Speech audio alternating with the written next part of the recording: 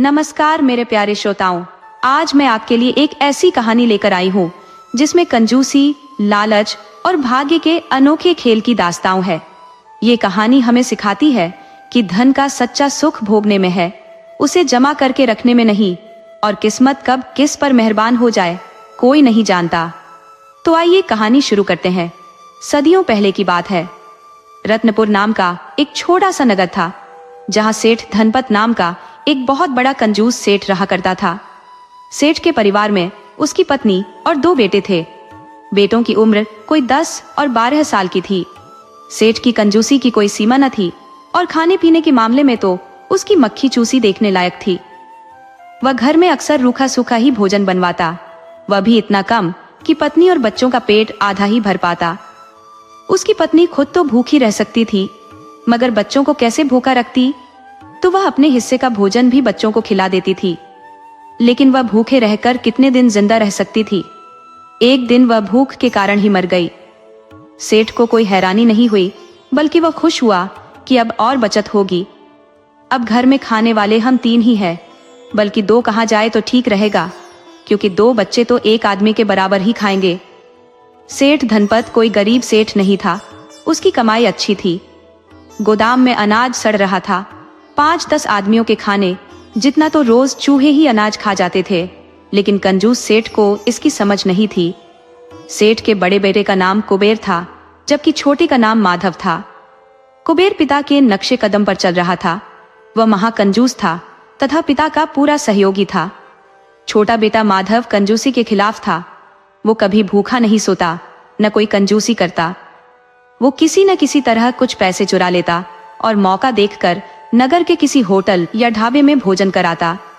वह खाने का शौकीन था, तो खाने में कोई कमी नहीं करता। समय से भोजन खाने से वह हष्ट-पुष्ट और तंदुरुस्त था। देखने से लगता था कि कुबेर उसका छोटा भाई है। धीरे धीरे दोनों भाई बड़े हो रहे थे, तो सेठ धनपत भोजन में कंजूसी करने के कारण समय से पहले ही बूढ़ा हो चला था, और कुबेर की कंजूसी ने तो उसे चलने फिरने के लायक भी नहीं छोड़ा था। दुकान के गोदाम में भोजन सड़ रहा था और भोजन के अभाव में सेठ धनपत मर गया। अब दुकान की जिम्मेदारी दोनों भाइयों पर आ पड़ी। कुबेर बड़ा भाई था, तो दुकान की जिम्मेदारी उसकी थी, तो वह दुकान में बहुत सख्ती रखता था, एक एक पैसे का हिसाब रखता था। लेकिन फिर भी माधव ढाबे में खाना खा ही आता। वो पिछले 8 साल से रामलाल सेठ के ढाबे पर खाना खाता था। वह सामने न बैठकर उसके घर में बैठकर खाना खाता था। उसने रामलाल को अपनी स्थिति बता दी थी कि पिता की कंजूसी के कारण उसे ढाबे में खाना पड़ रहा है, तो रामलाल उसे अपने घर के अंदर ही खाना खिला देता। खाना उसकी पत्नी खिला देती, लेकिन जब यह रोज का काम हो गया, तो रामलाल की पत्नी ने अपनी बेटी छाया को माधव को खाना खिलाने की जिम्मेदारी सौंप दी। छाया माधव की हमउम्र थी। वह बहुत प्रेम से माधव को खाना खिलाती। समय के साथ दोनों जवान हो गए, फिर भी खाना खिलाना तो छाया की ही जिम्मेदारी थी। छाया पता नहीं कब माधव को दिल दे बैठी। वो एक अच्छी पत्नी की तरह पंखा झलकर माधव को खाना खिलाती। माँ ने बेटी को समझाया कि अब तुम बड़ी हो चली हो, तुम्हें इस तरह माधव से नजदीकियां बढ़ाना ठीक नहीं। छाया बोली कि माँ, माधव एक बहुत अच्छा लड़का है। माँ समझ गई छाया की मंशा को, तो बोली कि मैं मानती हूँ कि माधव बहुत अच्छा लड़का है, लेकिन उसका घर और उसके परिवार का रहन सहन अच्छा नहीं है। अगर घर के लोग अच्छे होते तो यह 7-8 साल से ढाबे का भोजन नहीं खाता। इसके खुद के भोजन पर आफत है। छाया बोली कि माँ, ये आफत तभी तक है जब तक कि माधव को कोई खिलाने वाला नहीं है। अगर इसे खिलाने वाली जिस दिन मिल गई तो इसकी भी किस्मत बदल जाएगी। माँ समझ गई कि बेटी दिल से माधव को चाहने लगी है, तो उसने अपने पति से बात बताई। रामलाल यह सुनकर चिंतित हुआ और बेटी को समझाने की कोशिश की कि तुम्हें किसी ग्राहक से मतलब नहीं रखना चाहिए। तुम बड़ी हो गई हो, अब तो तुम्हें माधव को खाना भी नहीं खिलाना चाहिए। छाया बोली कि मैं अपने आप से मजबूर हूँ। मैं जिंदगी भर माधव को खाना खिलाना चाहती हूँ। मैं माधव के साथ जितना खुश रह लूंगी, शायद किसी के साथ नहीं रह पाऊंगी। मुझे माधव से दूर करना मेरे गला घोट देने के बराबर होगा। क्योंकि छाया रामलाल की इकलौती बेटी थी, वह उसे दुखी नहीं कर सकता था, तो उसे बेटी के आगे झुकना पड़ा और माधव से बात की कि तुम्हें अब अपना ब्याह कर लेना चाहिए। माधव बोला कि अब तो बड़े भाई का ही ब्याह नहीं हुआ है, तो मैं ब्याह के बारे में कैसे सोच सकता हूँ। तब रामलाल बोला कि छाया तुझे बहुत पसंद करती है। यदि तुम अपने भाई के ब्याह का इंतजार करते रहे तो अपना एक अच्छा साथी खो दोगे। हमें पूरा विश्वास है कि छाया से अच्छा तुम्हें कोई जीवन संगिनी नहीं मिलेगी। माधव बोला कि आपकी बात बिल्कुल सच है कि छाया को खोकर मैं भी नहीं रह पाऊंगा, लेकिन मैं करूं क्या, मुझे कुछ समझ नहीं आ रहा। तब रामलाल बोला कि अपनी पसंद की स्त्री सभी को नहीं मिल पाती, और जब मिल रही है तो उसके लिए प्रयास करना चाहिए। अपने भाई से बात करो, नहीं मानता है तो तुम खुद से निर्णय लो। तुम आज नहीं तो कल ब्याह करोगे ही। तुम हमेशा भाई के पीछे चलने वाले बनकर भी नहीं रहोगे। आज नहीं तो कल भाई से अलग भी रहोगे। हो सकता है तुम्हारा भाई कुबेर तुझे खुद अलग कर दे। तो जो काम बाद में हर हाल में होना है तो उसे पहले ही क्यों नहीं कर ले। अपना नुकसान कर, फिर उस काम को करने वाला हमेशा घाटे में ही रहता है। अतः तुम 1-2 दिन में कोई ठोस निर्णय लो। माधव भी मन से छाया को चाहता था, लेकिन जब बात सामने आ गई थी और सब कुछ उसके पक्ष में दिख रहा था तो उसने मन बना लिया कि अपने भाई से बात करेगा। वो घर गया और मौका देख भाई से बात की कि भाई, हमें अब घर में एक स्त्री ला देनी चाहिए। हम दिन भर दुकान में काम करते हैं, फिर घर आकर खाना बनाते हैं। सुबह में बासी भोजन से ही काम चलाना पड़ता है। इस तरह से हम जानवरों की जिंदगी कब तक जीते रहेंगे। कुबेर बोला कि बेवकूफ मत बनो। अरे अभी हमें स्त्री की क्या जरूरत है। अरे यही तो मौका है हमें बड़ी बचत करने का। अभी 5 साल तक ब्याह के बारे में सोच भी नहीं सकते। तुम नहीं जानते, स्त्री का चक्कर बहुत बुरा होता है। स्त्री से ही घर के टुकड़े होते हैं। भाई घर में एक साथ जिंदगी भर रह सकते हैं, कभी खटपट भी नहीं होगी, लेकिन स्त्री घर में आते ही बर्तन भांडे ही नहीं बजते, भाई भाई भी बजने लगते हैं। घर में भाइयों की नहीं, स्त्री का नियंत्रण हो जाता है। वह अपने पति को उंगली पर नचाने लगती है। इसलिए तू अभी घर में स्त्री लाने का विचार त्याग दे। माधव बोला कि भाई, हमें अब दुकान चलाने की क्या आवश्यकता, हमें सन्यासी बन जाना चाहिए। जब हमें ब्याह करना ही नहीं है तो फिर धन कमाने की क्या आवश्यकता। आखिर क्या करोगे इस धन का। कुबेर बोला कि तुम्हारा दिमाग खराब है। अरे मैं ये थोड़े ही कह रहा हूं कि हम ब्याह कभी नहीं करेंगे। ब्याह तो अवश्य करेंगे, मगर बहुत बचत कर लेने के बाद। अभी हम ब्याह करने की स्थिति में नहीं है। माधव बोला कि ब्याह करने का कोई निश्चित समय नहीं होता, संयोग की बात है। मुझे लगता है यही सबसे उचित समय है। कुबेर ने माधव से बोला कि तुम अब इस पर कोई बात मत करो। मैं 5 साल तक ब्याह शब्द सुन भी नहीं सकता। अब तुम मुझसे फालतू की बकवास मत करना। माधव बोला कि अब मैं फालतू की नहीं, काम की बकवास करूंगा। सबकी अपनी अपनी जिंदगी है, जीने का अपना अपना तरीका है। कोई कम संसाधनों में हंसते हुए जीता है, कोई धन के ऊपर बैठकर भी रोता है। सुखी रहना किस्मत वालों की बात है। वो दूसरे दिन जब रामलाल के घर गया तो छाया उसे खाना लेकर नहीं आई। उसकी माँ ने खाना दिया तो वह हैरान हुआ, बोला कि छाया दिख नहीं रही। तब उसकी माँ बोली कि अब उसे ब्याह के बाद ही देख पाओगे, वह शर्मा रही है। स्त्री को शर्माना ही चाहिए। वैसे तुमने क्या फैसला लिया है, तुम्हारे भाई ने क्या कहा है। तब माधव बोला कि यह संसार है, इसमें सभी पहले अपना निजी स्वार्थ देखते हैं, बाद में दूसरे के बारे में सोचते हैं। घर का एक बेवकूफ भी अपने को श्रेष्ठ मानता है। घर के बड़े तो अपना सड़ा गला विचार भी छोटों पर जबरदस्ती थोप देते हैं। उनकी रूढ़िवादी परंपरा से बाहर निकलने के लिए बगावत करनी पड़ती है। मेरा भाई कुबेर एक महाकंजूस आदमी है, ये बात सबको पता है, मगर वह एक बदमाश आदमी भी है। वो सिर्फ अपना भला सोचता है, मेरे बारे में कभी नहीं सोचता। 7-8 साल से दोपहर में मैं यहाँ भोजन करता हूँ, लेकिन एक बार भी दोपहर में नहीं कहा कि बासी ही सही, तुम भी 1-2 रोटी खा लो। शाम में मैं घर में भोजन बनाता हूँ तो 2-2 रोटी ही बनाता हूँ, 2 उसके लिए और 2 अपने लिए। लेकिन मैं 2 ही नहीं बनाता, 4 और बना लेता हूँ। उसे अपने कमरे में छिपा देता हूँ, उसमें घी और गुड़ डालकर मलीदा बनाता हूँ और रात में कुबेर के सो जाने के बाद चुपके से खाता हूँ। लेकिन इन सब बातों से मैं ऊब चुका हूँ। मैं अब स्वतंत्र जीना चाहता हूँ। मैं छाया से ब्याह करूंगा और अपने घर ले जाऊंगा। भाई विरोध करेगा तो बंटवारा होगा, घर और दुकान बटेगी, या फिर आदमी बनकर रहना चाहेगा तो फिर हम साथ भी रह लेंगे।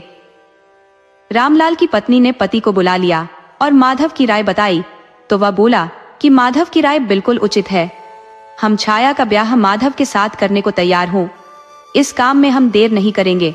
कोई बड़ा कार्यक्रम नहीं बनाना है। 2-4 दिन में ही छाया का ब्याह करा देंगे। अगर माधव को अपने घर में कोई दिक्कत होती है तो यह घर भी तो उसी का है। कुछ दिन रहकर सब ठीक कर लेगा। आदमी में कुछ करने का जज्बा हो तो वही सबसे योग्य है। वह कुछ भी कर सकता है। कोई भी अपने जन्म के साथ धन लेकर पैदा नहीं होता। सब अपनी मेहनत से इस धरती पर हासिल करते हैं और अपनी आने वाली पीढ़ियों के लिए छोड़ जाते हैं। स्त्री बोली कि तो देर किस बात की, कल ही दोनों का ब्याह करा दो। रामलाल ने भी यही उचित समझा और माधव का ब्याह अपनी बेटी छाया से करा दिया। छाया को लेकर माधव अपने घर आ गया। ये देखकर कुबेर भड़क उठा कि तुमने हमारी घर की मर्यादा तोड़ दी। पहली गलती की कि पड़ोस के दरिद्र ढाबे वाले की लड़की को पत्नी बना लिया। दूसरी कि उसे हमारे घर में ले आया। दरिद्र की बेटी हमारे घर में कैसे रह सकती है? मेरे घर में इसके लिए कोई जगह नहीं है। ले जा इसे, इसके घर छोड़ा। मैं ऐसे भागे हुए ब्याह को मान्यता नहीं देता। अरे तेरे से गर्मी बर्दाश्त नहीं हो रही थी तो कोठे पर चला जाता। तुझे ब्याह करने की क्या आवश्यकता थी? जल्दी ले जा, इसे छोड़कर आ। माधव बोला कि भाई, कुछ भी बोलने से पहले सोच लेना चाहिए। हर आदमी का विचार एक सा नहीं होता। कोई जरूरी नहीं कि जो आप करो वही मैं करूं। मैं आपको साफ बता देना चाहता हूं कि मैं अपनी पत्नी के बारे में कोई भी गलत बात सुनना नहीं चाहता। मैंने इससे जब ब्याह कर लिया, हाय, तो यह मेरी निजी जिंदगी से जुड़ गई है।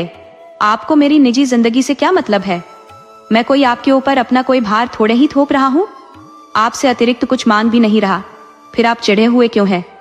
कुबेर बोला कि तुम्हें यदि मेरे साथ रहना है तो स्त्री का त्याग करना पड़ेगा, वरना तुम मुझसे अलग ही रहो।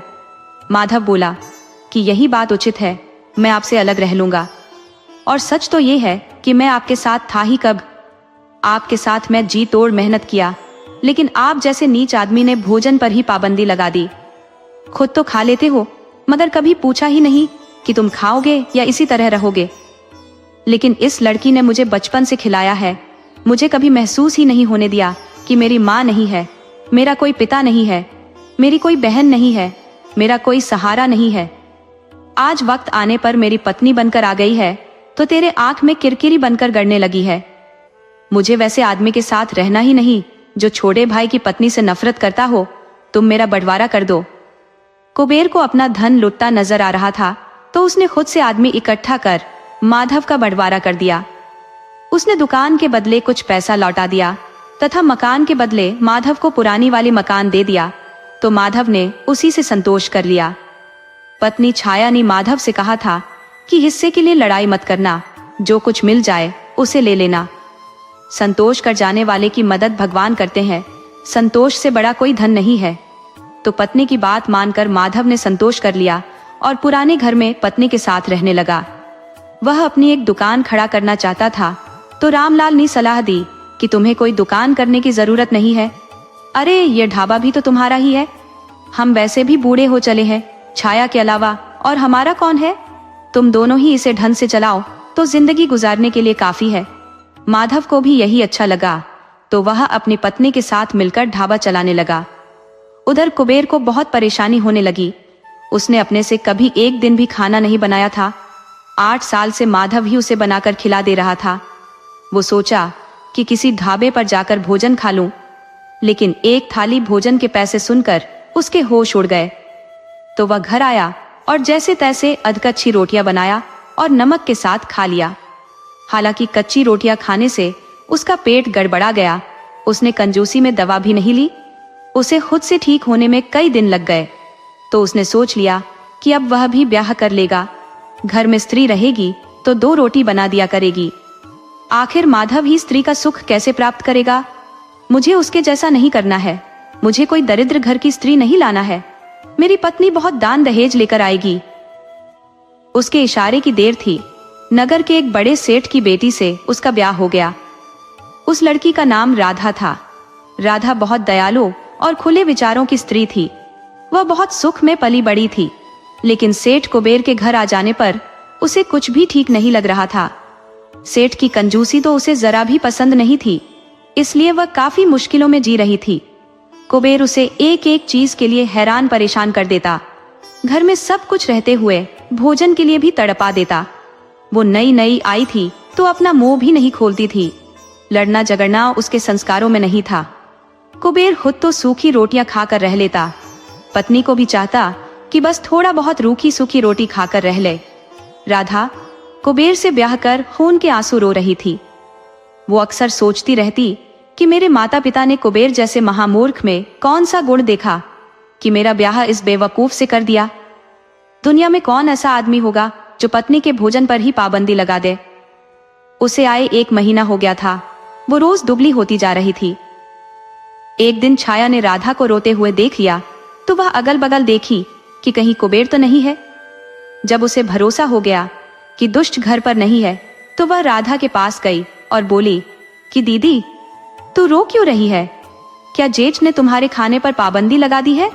राधा बोली कि मेरा जीना मुहाल हो गया है। मैं जब से आई हूँ मुझे कभी भरपेट खाना नहीं मिला है।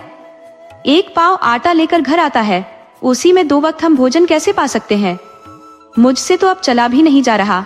घर में अन्न रखता ही नहीं कि मैं बनाकर खा सकूं। छाया बोली कि दीदी तुम भोजन की चिंता बिल्कुल मत करो, मैं तुझे अभी खाना लाती हूँ। मेरा यहीं बगल में ढाबा है, मेरे पास खाने की कोई कमी थोड़े ही है। वैसे भी मैं तुम्हारी छोटी बहन हूँ, मेरी बड़ी बहन भूखी सोए ये मैं कैसे बर्दाश्त कर सकती हूँ। हाँ, तुम इस बात का जिक्र किसी से मत करना। छाया तुरंत अपने ढाबे से राधा के लिए भोजन लाई। ढाबे में लजीज व्यंजन बने थे। राधा खाकर निहाल हो गई। वह देवरानी से बोली कि बहन मैं तुम्हें इसके पैसे नहीं दे पाऊंगी। छाया बोली कि दीदी तुमने पैसे का नाम लेकर मेरा दिल दुखा दिया है। तुम मुझे गैर समझ रही हो। जेठ तो हमें गैर समझते ही हैं, तुम गैर समझोगी यह उम्मीद नहीं थी। राधा बड़े घर की बेटी थी, वह छाया की भावना को समझ गई। बोली कि बहन मुझे माफ करो, मेरा इरादा तुम्हारा दिल दुखाना नहीं था।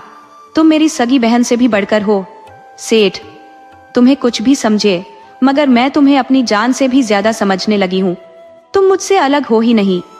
इस तरह अब छाया रोज दोपहर में राधा को खाना खिला देती। उसका प्रयास तो था कि शाम में भी उसे खाना खिला दे, लेकिन कुबेर सेठ के रहते वह उसके घर के आसपास भी नहीं जा सकती थी। कुबेर ने मना भी कर दिया था कि तुम दोनों पति पत्नी हमारे घर की तरफ मत आना। तो छाया 1 वक्त का खाना राधा को दे देती। राधा उतने से भी खुश रह लेती। उधर एक दिन 2 मुट्ठी चावल लेकर कुबेर घर आया और पत्नी को दिया कि लो इसको जल्दी से बना दो, मुझे भूख लगी है। सब्जी वगैरह नहीं ला पाया हूँ, मुझे फुर्सत नहीं मिली, इसमें थोड़ा नमक मिलाकर खा लेंगे। राधा आश्चर्य से बोली कि हाय राम, इतना सारा चावल लेकर आ रहे हो, लगता है घर को बर्बाद करके छोड़ोगे। और हम चावल के 2-4 दाने से भी तो काम चला सकते हैं, और उसे पकाने में कोयला लगता है। इसे साबुत इसी तरह चबा जाएंगे तो कोयले के पैसे बच जाएंगे।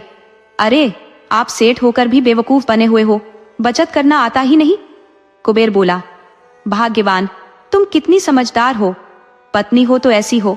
हमारे और आपके विचार बहुत मिलते हैं, लेकिन अब हम बहुत ज्यादा बचत नहीं कर सकते। ज्यादा बचत के चक्कर में हम भूखे मर भी तो सकते हैं। राधा बोली अरे नहीं नहीं, बचत करने से थोड़े ही कोई मरता है। आपको पता ही नहीं है बड़े बड़े सेठों की गुप्त बात। बड़े बड़े सेठ लोग तो भोजन ही नहीं करते। मैंने अपने पिता को भी बचत करते देखा है। वह अपने पास घी की शीशी रखते हैं। जब कभी भूख लगती है तो ढक्कन खोलकर उसका सुगंध ले लेते हैं और उनका पेट भर जाता है। आप बड़े सेठों के पास माल खरीदने जाते होंगे, वो कभी भी पानी तक को नहीं पूछते। भोजन का तो नाम ही नहीं लेते, क्योंकि उनके घर कभी भोजन बनता ही नहीं। कुबेर बोला भाग्यवान, यह बात है। मैं तो इस बात को जानता ही नहीं था। मैं भी बड़े सेठों की नकल करूंगा। शाम के वक्त एक शीशी शुद्ध देसी घी लेते आऊंगा, हम दोनों उसी को सूंघा करेंगे। कुबेर पत्नी के व्यंग्य को समझ रहा था कि यह मुझे बेवकूफ बना रही है या खुद अव्वल दर्जे की बेवकूफ है। भला घी सूंघ लेने से भी किसी का पेट भरता है। उधर राधा भी समझ रही थी कि कुबेर सेठ मेरे सामने भले ही भोला बनने की कोशिश कर रहा है, परंतु इसका दिमाग शैतान का है, खुद बाहर कहीं न कहीं भरपेट खा लेता है। दूसरे दिन सेठ एक छोटी सी शीशी में घी भरकर ले आया। वो खाने के बाद उसे सूंघ लेता। उसने पत्नी को सलाह दी कि भाग्यवान, इसे खाना नहीं, आप भी इसे सूंघकर उसी तरह रख देना जैसे मैं रखा करता हूँ। राधा बोली कि आप भी मुझे बेवकूफ समझ रहे हो। अरे मैं उसे 1 साल तक खत्म नहीं होने दूंगी। राधा अपनी देवरानी के हाथों लजीज व्यंजन खाकर कुछ ही दिनों में पहले से मोटी ताजी हो गई तो कुबेर सेठ को आश्चर्य हुआ। उसने एक दिन पूछ लिया कि भाग्यवान, आप पहले से मोटी होती जा रही हो? तब राधा बोली कि यह तो आपके असली देसी घी का कमाल है। मैं उस शीशी को 101 बार सूंघती हूँ तो उसका असर अब साफ मेरे को भी दिखने लगा है। परंतु आप भी तो मोटे होते जा रहे हो, कहीं आप भी तो दिन भर घी को तो नहीं सूंघते रहते हो? सेठ बोला, हाँ, बात यही है, मैं भी तुम्हारी तरह ही अपने तरीके का इस्तेमाल करता हूँ। दरअसल बिना भोजन के सेठ कितना दिन रहता तो वह अपनी किराना दुकान से काजू, किशमिश, छुहारा, मुनक्का, अखरोट, बादाम, पिस्ता वगैरह खाता रहता और खरीदारों को तौल में कम दे देता। इस तरह ग्राहकों को ठगकर अपना काम चला लेता। एक दिन राधा सेठ से बोली कि मेरे आए हुए अब 1 साल से भी ज्यादा हो गए, मगर आप मुझसे दूर ही रहते हो। अभी तक तो आपको पिता बन जाना चाहिए था। कुबेर बोला कि क्यों घर को सर्वनाश पर तुली हो?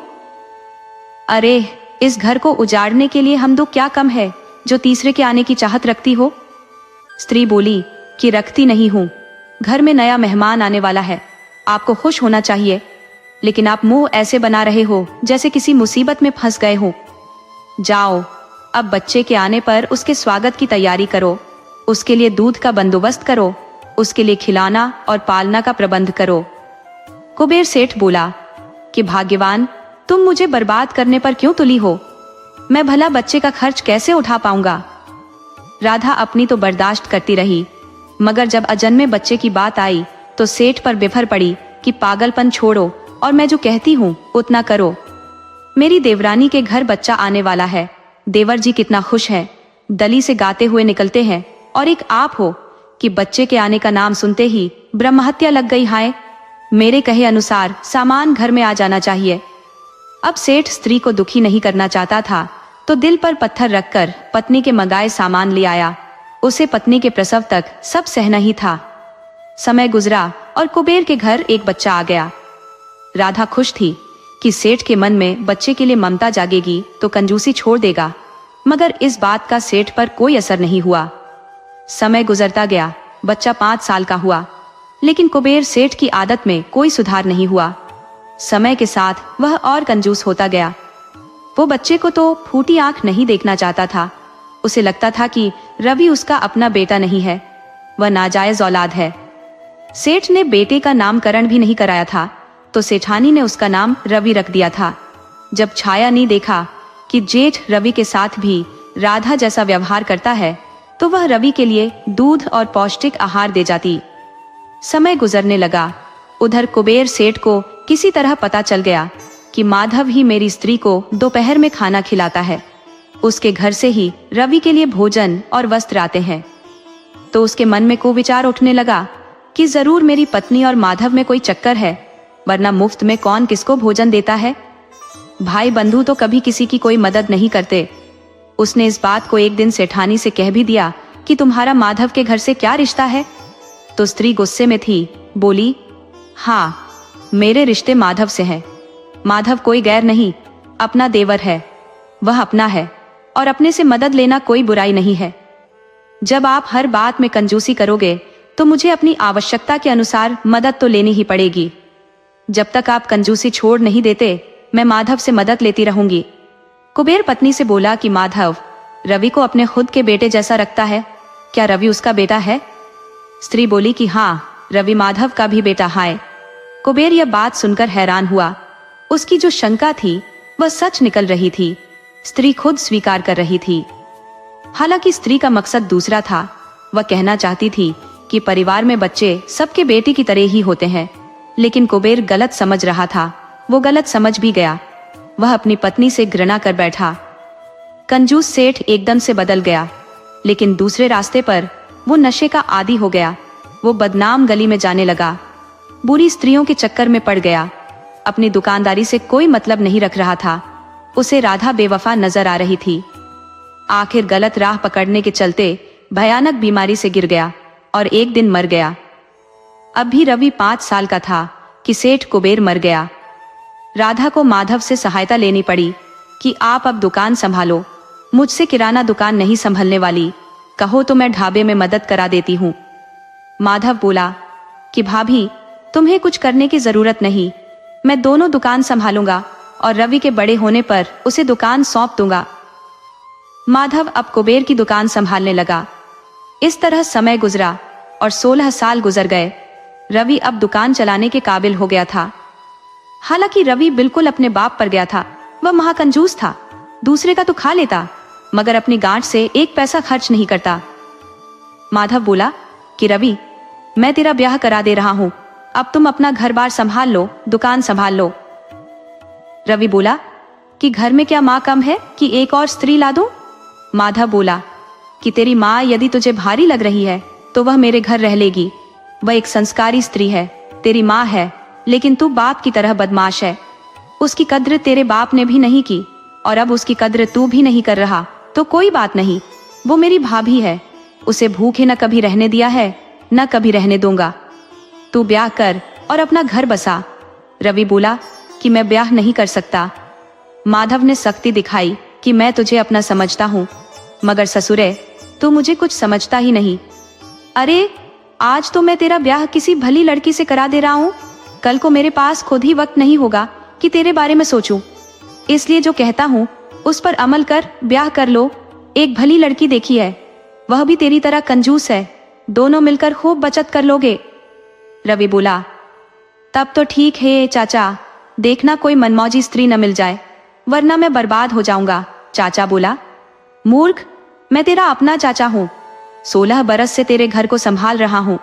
मैंने अपने घर का खुद खाकर और तुम्हें भी खिलाकर तेरा घर संभालता रहा हूँ, और तू है कि मुझ पर शंका कर रहा है? अरे मैं तेरा भला कर रहा हूँ, ब्याह होते ही तो गधा से आदमी बन जाएगा। तेरे अंदर जो जानवर बैठा है ना, वह भाग जाएगा। चाचा ने भतीजे का ब्याह अपने एक मित्र की बेटी से करा दिया। रवि से वादे के अनुसार रवि की माँ को माधव अपने घर ले गया तथा अपनी पत्नी से बताया कि तुम रवि की पत्नी को उसका अधिकार याद दिला दो कि वह रवि से दब कर नहीं रहे, बल्कि जरूरत पर 2 हाथ दिखाने में पीछे न रहे। रवि जैसा बदमाश लात का देवता होता है। छाया ने बहू को बताया कि तेरा पति रवि महाकंजूस है, उसको सही रास्ते पर तुम ही ला सकती हो। तुम अपने पति पर पहले ही पकड़ मजबूत बना लो कि वह तुम्हारे इशारे पर चले, वरना तुम उसके इशारे पर चली तो एक एक अन्न के दाने को तरस जाओगी। रवि 1 नंबर का बदमाश है, बिल्कुल बाप पर गया है। बहू बोली चाची जी आपने अच्छा किया जो मुझे बता दिया, वरना मैं एक आदर्श पत्नी का सपना ली बैठी थी, मगर अब आप देखना वे एक उंगली के इशारे पर नाचेंगे। 2-4 दिन तक तो सब ठीक ठाक चला, मगर रवि अपनी कंजूसी पर आ गया। घर में खाना बनाने के लिए अपने पिता की तरह एक मुट्ठी चावल लेकर आ गया और स्त्री से बोला कि अब हमें इसी में काम चलाना है। स्त्री यह बात सुनते ही भड़क उठी। क्या कहा? 1 मुट्ठी में घर का भोजन? आप पगला तो नहीं गए हो, या फिर मुझसे कोई मजाक तो नहीं कर रहे? हमारे मायके में इतना तो कोई भिखमंगा को भी नहीं देता, उसे भी उतना दिया जाता है कि 1 वक्त का भोजन का काम चल सके। आपका यह चावल तो भुने चने के बराबर भी नहीं है। कम से कम 1 वक्त के लिए आधा सेर चावल, आधा सेर आटा, 1 पाव दाल और पाव भर कोई अच्छी सब्जी ले आइए। और हाँ, 2-4 अच्छी मिठाई भी चाहिए, उसे बनाने के लिए तेल मसाला भी चाहिए। मैं तो कहती हूँ 1 महीने का राशन आज ही ला दीजिए, रोज रोज बाजार जाने का झंझट खत्म हो। रवि बोला कि भाग्यवान, उतना तो हम साल भर में भी खर्च नहीं करते। अरे हमें कुछ बचत करनी है कि नहीं? स्त्री बोली कि बचत भोजन में कटौती करके नहीं की जाती, बल्कि अपनी आमदनी बढ़ाई जाती है। आप बिना देर किए उतना सामान ले आइए जितना कि मैं आपको बताती हूँ। रवि बोला कि हम थोड़े में भी तो गुजारा कर सकते हैं। स्त्री बोली नहीं नहीं, मुझे थोड़े में गुजारा नहीं करना, वैसे भी मैंने आपको बहुत छोटा सा सामान सौंपा है। ये सामान तो मेरे मायके में नौकरों के खर्च के लिए बनाया जाता है, इसलिए घर के खाने का सामान आपको अभी नहीं दे रही हूँ कि आपको कहीं सदमा न लग जाए। रवि बोला लेकिन। स्त्री बोली कि लेकिन वेकिन कुछ नहीं, अब देर मत करिए वरना मेरा मिजाज घूम गया तो सामान में शक्कर, दूध, घी, मेवा, मिश्री के खर्चे जुड़ जाएंगे। रवि बोला नहीं, मैं उतना सामान नहीं ला सकता, तुम मेरी पत्नी हो, तुम्हें मेरे अनुसार चलना चाहिए। स्त्री बोली, ब्याह के वक्त तो पंडित के सामने बड़े कह रहे थे कि पत्नी से पूछकर ही कोई काम करूंगा, उसका ख्याल रखूंगा। अगर वह मांगेगी तो चांद तारे तोड़कर ला दूंगा। उस वक्त आपके सारे गांव वाले मौजूद थे और हमारे गांव वाले भी मौजूद थे। तब तो बड़ी शेखी बघार रहे थे। उसी वक्त कह देना चाहिए था कि नहीं नहीं, मैं पत्नी की कोई बात नहीं मानूंगा, उसे एक मुट्ठी चावल में ही गुजारा करना होगा। तो उसी वक्त मैं भी इनकार कर जाती। मुझे भिखमंगे से ब्याह नहीं करना था। तुमने मेरी जिंदगी बर्बाद कर दी। रवि बोला, भाग्यवान, तुम्हें यदि लगता है कि तुमने मुझसे ब्याह कर गलती कर दी है तो तुम अब भी जा सकती हो। स्त्री बोली, खबरदार, जो ऐसी बात बोली तो तुम्हें शर्म नहीं आती? क्या तुम्हारे बाप का राज है कि जब चाहा ब्याह किया और जब चाहा छोड़ दिया? अब मैं विवाहिता हूं, घर लौट गई तो मुझे कौन ब्याह करेगा? तुम गुंडागर्दी बंद करो और मेरे बताए अनुसार सामान लेकर आ जाओ, वरना चीख चीख कर पूरे गांव को इकट्ठा कर लूंगी और उनसे ही पूछूंगी कि एक मुट्ठी अन्न में 2 आदमियों का भोजन कैसे बन सकता है। अरे, जब दम ही नहीं था तो ब्याह क्यों किया? रवि बोला, भाग्यवान, मेरी मजबूरी समझो, मैं उतने खर्चे नहीं कर सकता। स्त्री बोली, वैसे तो घर में इतने पैसे हैं कि 1 साल का भी राशन एक मुश्त मंगाया जा सकता है, मगर जब आपको खर्चे करने की आदत नहीं है तो 15 दिन की सामग्री मंगा दो और उसमें घी और शक्कर अलग से जोड़ लेना। जाओ, देर मत करो, वरना हमें चीखने चिल्लाने की पुरानी आदत है। रवि बोला, ये तो बड़ी बुरी आदत है। स्त्री बोली, हाँ, ये बुरी आदत तो है, परंतु कंजूसी उससे भी बुरी आदत है। हम दोनों को अपनी अपनी आदतें छोड़नी पड़ेंगी। अब जाओ, सामान लेकर आओ, भोजन बनाने में देर हो रही है। देर होने पर ढाबे से भोजन भी खरीद कर लाना पड़ेगा, या हम साथ चलकर वहीं खा लेंगे। रवि समझ गया कि एक बार ढाबे में खा ली तो फिर कभी खाना नहीं बनाएगी, तो वह सामान ला दिया। उधर रवि की दुकान के पास कई और दुकानें खुल गई थी। वे ग्राहकों को उधारी भी देने लगे थे। रवि की कंजूसी और अड़ियल रुख के कारण दुकान चलनी बंद हो गई थी। उसके ब्याह को 3 साल गुजर गए थे। उसकी पत्नी ने एक बेटी को जन्म दे दिया था, तो घर के खर्चे और बढ़ गए थे, लेकिन आमदनी बंद हो गई थी और उसकी पत्नी रोज कोई न कोई सामान थमा दे रही थी। इस बात से रवि काफी परेशान था। वो एक दिन तंग आकर घर छोड़ दिया। सोचा कि मेरा जीना ही व्यर्थ है, मुझे अपनी जान किसी जंगल में जाकर दे देनी चाहिए। तो वह सामान खरीदने के बजाय जंगल की तरफ चल दिया। उसने 2 लोगों को बात करते सुना कि जंगल में एक खजाने वाली गुफा है। किसी राजा ने उस गुफा में धन रखा था, मगर अब उस गुफा की रखवाली कोई दानव करता है। कोई भी दानव के सवालों का जवाब देकर धन हासिल कर सकता है, लेकिन जवाब नहीं देने वाला उस गुफा में बंद हो जाता है। रवि को जैसे डूबते को तिनके का सहारा मिल गया। वह पत्नी से परेशान हो मरने का विचार छोड़ दिया। अब वह सोच लिया कि दानव की कोई भी शर्त मानकर उस खजाने को हासिल कर लेगा। रवि घर लौट आया और मन में विचार करने लगा कि कौन सा उपाय लगाऊं कि खजाने को हासिल कर लूं। वो बहुत विचार करने के बाद दूसरे दिन बिना पत्नी से कुछ कहे चुपके से जंगल के लिए निकल गया। उसके मन में धन पाने की प्रबल लालसा थी, तो बिना कुछ सोचे जंगल में निकल गया। मगर जंगल में जाने के बाद भय लगने लगा कि दानव के सवालों का जवाब तो हमें देना ही पड़ेगा। यदि नहीं दे पाया तो फिर दानव मुझे कैद कर लेगा। फिर सोचा कि मैं घर नहीं भी लौटा तो क्या हो जाएगा? कौन सी मेरी पत्नी मुझे जीने दे रही है? उसकी मांग सुन सुनकर तो परेशान हो चुका हूं, मुझे रोज थोड़ा थोड़ा मार रही है। वह डरता हुआ ही जंगल को चला गया। रवि गुफा की तलाश में दिन भर भटकता रहा, लेकिन उसे गुफा कहीं नहीं मिली। घूमते घूमते जंगल में ही रात होने को आई, परंतु जंगल में कहीं गुफा जैसी चीज उसे नहीं मिली। उसके मन में विचार उठने लगा कि उन दोनों आदमियों ने जो बात की थी शायद मुझे जानते थे, इसीलिए मुझे सुनाने के लिए मनगढ़ंत कहानी सुना दिए। मैं भी कितना महामूर्ख हूँ कि उनके कहे अनुसार जंगल में चला आया। यह भयानक जंगल, ऊपर से बरसात की रात, जंगली जानवरों की दहाड़ मुझे भयभीत कर रही है। करूं तो क्या करूं? उधर पत्नी मेरा इंतजार कर रही होगी। वह मनमौजी जरूर है, मगर प्यार भी मुझसे बहुत ज्यादा करती है। मेरे बगैर तो खाना भी नहीं खाती है। थोड़ी अड़ियल है, खाने पीने की शौकीन है। अब मेरी ही गलती है कि उसकी मांग पूरी नहीं कर पाता। जंगल में काफी रात हो चुकी है, अब मैं घर भी तो नहीं लौट सकता। और इस जंगल में कोई सुरक्षित स्थान भी तो नहीं है। आज निश्चित है जंगली जानवर मुझे खा जाएंगे।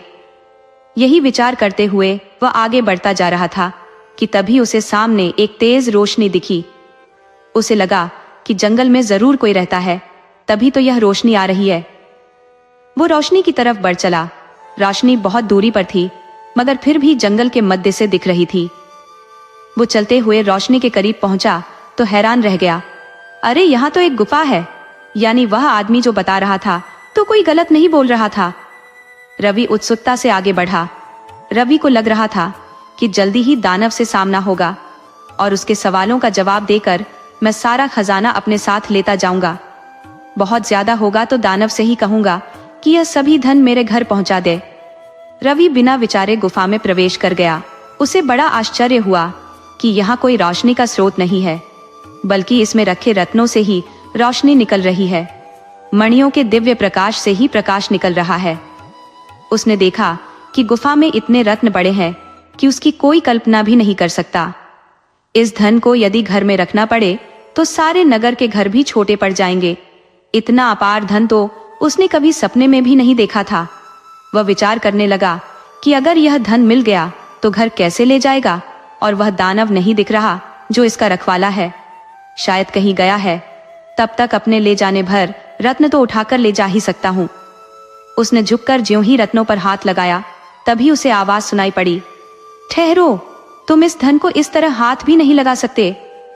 वह आवाज की तरफ देखा तो एक भयानक दानव खड़ा था। दानव को देखते ही रवि का रोम रोम सिहर उठा। उसने इतने खतरनाक दानव होने की भी कल्पना नहीं की थी। दानव तो उसने देखा ही नहीं था, आज पहली बार देख रहा था।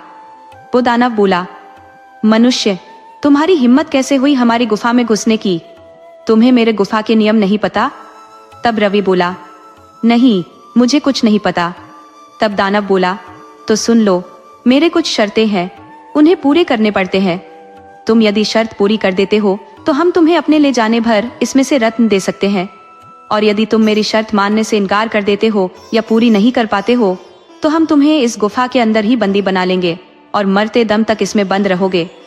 रवि बोला, दानव भगवान, आप अपनी शर्त बताइए कि आपकी शर्त क्या है? तब दानव बोला, वैसे तो मेरी 3 शर्तें होती हैं, मगर वह राजाओं के लिए होती है, उन्हें सारा खजाना चाहिए होता है। मगर तुम एक साधारण मनुष्य हो, इसलिए हम तुम पर दया करते हैं। तुम्हारे लिए सिर्फ मेरी एक शर्त है, हम तुम्हें तुम्हारे वजन के बराबर रत्न दे देंगे। रवि बोला, दानव भगवान, आप अपनी शर्त बताइए। तब दानव बोला, तुम मुझे अपनी सबसे प्रिय चीज लाकर दे दो, हम तुम्हें माला माल कर देंगे। ये शर्त भी तुम्हें मात्र 3 दिन के अंदर ही पूरी करनी होगी, वरना हम तुम्हें बंदी बना लेंगे। तुम शर्त पूरी करो तब भी, और न करो तब भी खुद से यहाँ आ जाना। भागने या कहीं छिपने की कोशिश मत करना। अगर तुम ऐसा करने की कोशिश करोगे तब भी हमसे बच नहीं पाओगे। हम तुम्हें पाताल से भी खोज निकालूंगा। अब जाओ और अपनी प्रिय चीज लेकर आओ। रवि सोचने लगा कि उसके लिए प्रिय चीज क्या हो सकती है। मेरी पत्नी भी प्रिय हो सकती है, तो उसे कैसे दानव को दे सकता हूँ? और मैं चाहूं तब भी वह मेरे साथ दानव के पास नहीं आएगी। अब मात्र मेरी एक बेटी है जो मुझे और मेरी पत्नी दोनों को बहुत प्रिय है, तो उसे कैसे दानव को सौंप सकता हूँ? फिर उसे ख्याल आया कि यदि नहीं सौंपता हूँ तो दानव मुझे घर से उठा ले जाएगा। अब क्या करूं? हे भगवान, यह धन के लालच में कहाँ आकर फंस गया। वह घर गया तो पत्नी उसे देखकर बहुत नाराज हुई कि तुम बिना बताए कहाँ चले गए थे? मैं रात भर बैठकर तुम्हारा इंतजार करती रही हूँ और तुम अब आए हो। क्या हो गया है तुमको? कहीं किसी स्त्री का तो चक्कर नहीं है ना? रवि बोला, क्या हमें पागल कुत्ते ने काटा है जो उल्टे सीधे काम करूं? अरे, थोड़ा व्यापार का मामला था, कई बड़े सेठों से मिलने जाना था, तो सोचा कि घर गया तो देर हो जाएगी, इसीलिए घर नहीं आया। स्त्री समझ रही थी कि सेठ झूठ बोल रहा है, इसका किसी भी सेठ से तालमेल बैठ ही नहीं सकता। कोई तो बात है जो मुझसे छिपा रहा है, मगर पता तो करके रहूंगी कि इसका क्या चक्कर है। उधर रवि काफी परेशान था। बहुत विचार कर इस निर्णय पर पहुंचा कि रात के वक्त बेटी को ही उठाकर दानव को दे देगा और वहां से अपने वजन भर रत्न ले आएगा। रवि रात में सोने का नाटक करने लगा। उधर सेठ की पत्नी सोच रही थी कि जरूर कुछ इसके दिमाग में खुराफात चल रही है। वह भी सो नहीं सकी थी वो सेठ पर नजर बनाए हुए थी, मगर सोते हुए सेठ को लगे कि वह सो गई है तो अपनी आंखें बंद कर ली थी। सेठ जब समझ गया कि वह सो गई है तो चुपके से बच्ची को उठाया और घर से बाहर निकल गया। स्त्री उस वक्त तो कुछ नहीं बोली, परंतु वह काफी आश्चर्य में पड़ गई कि वह बेटी का क्या करेगा, कहाँ लेकर उसे गया है। वो घर का दरवाजा बंद कर उसका पीछा करने लगी। आगे आगे सेठ चला जा रहा था और पीछे पीछे उसकी पत्नी। सेठ जंगल में गया तब स्त्री डर गई कि पति का इरादा कुछ ठीक नहीं है, ये जरूर मेरी बेटी की हत्या करेगा। वो साथ लगी रही। उसने देखा कि सेठ एक गुफा में बेटी को लेकर चला गया है। वो दानव से बोला कि दानव भगवान, मैं आपके लिए अपनी प्रिय चीज लेकर आ गया हूँ, आप इसे रख लीजिए और मुझे रत्न दे दीजिए। राक्षस बोला, मूर्ख, तू लालच में आकर अपनी औलाद को ही ले आया। मुझे पता था तुम ऐसा ही करेगा, मगर मैं लालची आदमी को यहाँ से कुछ नहीं देता। अब तुम मेरे आंखों के सामने से दूर हो जाओ। सेठ बोला, परंतु दानव भगवान, मेरी बेटी। तब दानव बोला, अब तुम्हारी बेटी तुम्हें नहीं मिलेगी, उसे भी कोई भला आदमी ही ले जाएगा जिसके मन में लालच ना हो। सेठ की पत्नी भी वहां पहुंच चुकी थी। वो पति से बोली, आप मेरी बेटी के साथ ऐसा कैसे कर सकते हो? तुम मेरी बेटी को यहाँ कहाँ और किस लिए दे दिए? राक्षस बोला, तुम दोनों यहाँ लड़ो झगड़ो नहीं, तुम्हें अब यह लड़की नहीं मिलने वाली। स्त्री बोली, मैं इसे लेकर ही जाऊंगी, चाहे उसके बदले मेरी जान ही क्यों न चली जाए। दानव बोला, जब तुम्हारी जान चली जाएगी तो इसका मतलब क्या होगा? तुम्हें क्या हासिल होगा? न तो तुम्हें तुम्हारा पति मिलेगा, न तुम्हारी बेटी। तुम अपने पति या बेटी में से एक को चुन सकती हो, यह किसको छोड़ना चाहती हो? स्त्री बोली, मैं दोनों में से किसी को भी नहीं छोड़ सकती। दानव बोला, तुम जिद मत करो, वापस जाओ। तुम भविष्य के बारे में नहीं जानती, मगर मुझे पता है ये खजाना तेरी बेटी को ही मिलने वाला है, इसलिए तुम निश्चिंत होकर अपनी बेटी को छोड़ जाओ, कभी ना कभी तुम्हारी बेटी तुम्हें जरूर मिलेगी। स्त्री बोली कि मुझे धन नहीं चाहिए, मुझे सिर्फ बेटी चाहिए। दानव समझ गया कि ये स्त्री लालची नहीं है, तो बोला कि तुम इसे अभी ले जाओ और 16 साल की हो जाने पर तुम इसको मेरे पास छोड़ जाना, इसको इस राज्य की रानी बनना है। समय गुजरा और लड़की 16 साल की हो गई तो रवि और उसकी पत्नी बेटी को लेकर जंगल में गए। राक्षस ने पहले से राज्य के राजकुमार को पकड़ लिया था। रवि की पुत्री सरिता के वहां जाते ही राक्षस ने उसका ब्याह राजकुमार से करा दिया और सारा धन राजकुमार को दे दिया। राजकुमार सेठ की बेटी को पत्नी बनाकर और गुफा का धन लेकर महल लौट आया। गुफा का धन राजमहल का ही था। राजा के पूर्वजों ने सुरक्षा की दृष्टि से जंगल में एक महात्मा के पास रखा था। महात्मा ने वहां एक मायावी दानव को पहरेदार बना दिया था। अब राजा का धन राजकुमार लेकर आ गया था, साथ में अपने लिए पत्नी भी ले आया था। इस तरह सेठ की बेटी रानी बन राजमहल में रहने लगी। उसने अपने माता पिता को भी महल में स्थान दिलवा दिया। सरिता ने अपनी दादी को भी महल में बुलवाया तो उसने साफ मना कर दिया कि जिस देवर देवरानी ने मुझे जिंदगी भर आसरा दिया, उसे छोड़कर कैसे जा सकती हूँ। सरिता को अपनी भूल महसूस हुई। उसने अपने चाचा माधव और दोनों चाचियों को महल में बुलवा लिया। सभी खुशी खुशी रहने लगे।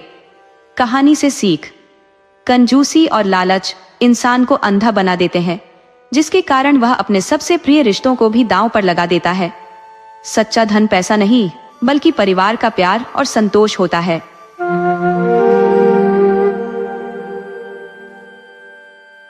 सैकड़ों वर्ष पहले की बात है। उदयगढ़ नाम के एक राज्य पर राजा सूर्य सिंह का राज हुआ करता था। सूर्य सिंह का एक बेटा था। जब उसका बेटा पैदा हुआ तो सूर्य सिंह की खुशी का ठिकाना नहीं रहा। महाराज ने अपने राज्य ज्योतिषी को बुलाया ताकि वह बता सके कि राजकुमार की किस्मत में क्या लिखा है।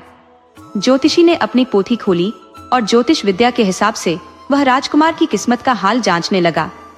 जैसे जैसे ज्योतिषी अपने हिसाब किताब लगा रहा था, राजा ने देखा कि उसके चेहरे पर एक रंग आता और दूसरा रंग जाता। वह बार बार अपनी पोथी के पन्ने उलट पलट रहा था, जैसे उसे हिसाब किताब में कोई गलती हो रही हो। काफी देर गुजर गई। जब कुछ भी न मिला तो राजा बहुत ही उतावला हो गया। उसने ज्योतिषी से कहा, आप जल्दी बताइए कि मेरे बेटे की किस्मत में क्या लिखा है। ज्योतिषी कहने लगा, महाराज, एक बुरी खबर है, आप उसके बारे में ना ही जाने तो अच्छा है। महाराज ने कहा, मैं अपने बेटे की किस्मत का हाल जानकर ही रहूंगा। ताकि अगर वह किसी मुसीबत में पड़ने वाला है तो मैं उसे बचा सकूं। कम से कम आप यह तो बताइए कि उसे किस चीज से खतरा है। ज्योतिषी घबराकर कहने लगा, महाराज, अगर आप जानना ही चाहते हैं तो सुनिए।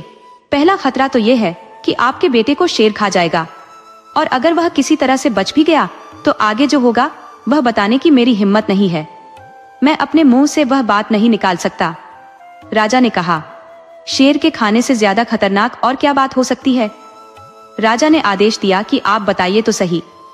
ज्योतिषी कुछ देर तक चुप रहा और फिर अपना गला साफ करते हुए कहने लगा, महाराज, मुझे डर लगता है। राजा ने कहा, अरे डर किस बात का? ज्योतिषी कहने लगा, अगर मैंने वह सब कुछ सच सच बता दिया जो मेरी ज्योतिष विद्या कहती है तो मेरी जान की खैर नहीं। राजा ने कहा, नहीं, हरगिज नहीं। मैं कसम खाकर कहता हूँ कि तुम जो कुछ भी कहोगे मैं बड़े ही ध्यान से सुनूंगा और तुम्हारा कोई बाल भी बांका नहीं कर सकेगा। महाराज की बात सुनकर ज्योतिषी ने एक ठंडी सांस ली और कहने लगा, महाराज, मैं आपको सब कुछ सच सच बताने वाला हूँ। अगर युवराज शेर का निवाला बनने से बच गया तो वह आपको जान से मार डालेगा। राजा ने यह बात सुनी तो वह चुप हो गया। कुछ देर तक वह ज्योतिषी को ऐसे ही देखता रहा जैसे उसे कुछ सुझाना दे रहा हो। राजा मन ही मन में ईश्वर से प्रार्थना करने लगा। इसके बाद वह ज्योतिषी से कहने लगा, जो कुछ भी हो, मैं अपने और अपने बेटे की जान बचाने की पूरी कोशिश करूंगा, लेकिन आपकी ज्योतिष विद्या गलत भी तो हो सकती है। ज्योतिषी ने महाराज को तसल्ली देते हुए कहा, बिल्कुल महाराज, यह गलत भी हो सकती है। यह बात तो ज्योतिषी ने महाराज को खुश करने के लिए कह दी थी, लेकिन मन ही मन में उसे विश्वास था कि उसकी विद्या कभी गलत नहीं हो सकती। राजा सूर्य सिंह ने उस वक्त अपने दुर्भाग्य से लड़ने का फैसला किया। उसने महल से कई मील दूर पहाड़ की एक छोटी पर एक अलग थलग जगह की तलाश की। यह एक ऐसी जगह थी जहां पर आज तक कोई इंसान नहीं पहुंच पाया था। राजा ने जमीन के अंदर एक तहखाना बनवाया जिसमें उसके बेटे को रखा जा सके। उस तहखाने का एक ही दरवाजा था जिसे पेड़ों और झाड़ियों से अच्छी तरह से ढक दिया गया था। जब तहखाना बनकर तैयार हो गया तो मासूम युवराज को उसमें उतार दिया गया। युवराज की देखभाल के लिए उसके साथ एक आया को भी रखा गया। उस वक्त युवराज की उम्र कोई 1-2 साल की थी। दोनों लोग तहखाने में रहने लगे। महीने और साल गुजर गए। राजा महीने में एक बार उस तहखाने में आता। दरवाजे से नीचे कमरे में एक सीढ़ी लगा दी जाती। युवराज और उसकी आया दोनों उसी के जरिए बाहर आते थे। राजा अपने बेटे को गोद में लेकर प्यार करता और कुछ देर तक उसके साथ खेलता। इसके बाद आया को आदेश दिया जाता कि वह बच्चे को लेकर नीचे चली जाए। अपने बेटे के साथ कुछ समय बिताने के बाद राजा घोड़े पर सवार होकर बड़े ही दुखी मन से महल वापस लौट जाता। इसी तरह से समय गुजरता गया। सूर्य सिंह का बेटा अब 6 वर्ष का हो चुका था। एक दिन की बात है, किस्मत का करना ऐसा हुआ कि एक शिकारियों की टोली शेर का शिकार करते हुए उस तरफ आ निकली। शेर कहीं जाना चाहता था। वह दौड़ता हुआ तहखाने के पास आ गया जहां झाड़ियों के नीचे दरवाजा बना हुआ था। जैसे ही शेर का भारी भरकम शरीर उस दरवाजे पर पड़ा, दरवाजा खुल गया। शेर तहखाने के अंदर जा गिरा। शेर घबराया हुआ था और उसे भूख भी लग रही थी। शेर की नजर छोटे युवराज पर पड़ी तो वह युवराज की तरफ लपका कि तभी डर के मारे युवराज बेहोश होकर गिर पड़ा। आया ने सोचा कि शेर ने युवराज की हड्डियां तक चबा ली होंगी, लेकिन युवराज तो वहां पर बेहोश पड़ा था। इतने में शिकारी शेर की तलाश करते हुए तहखाने के पास जा पहुंचे।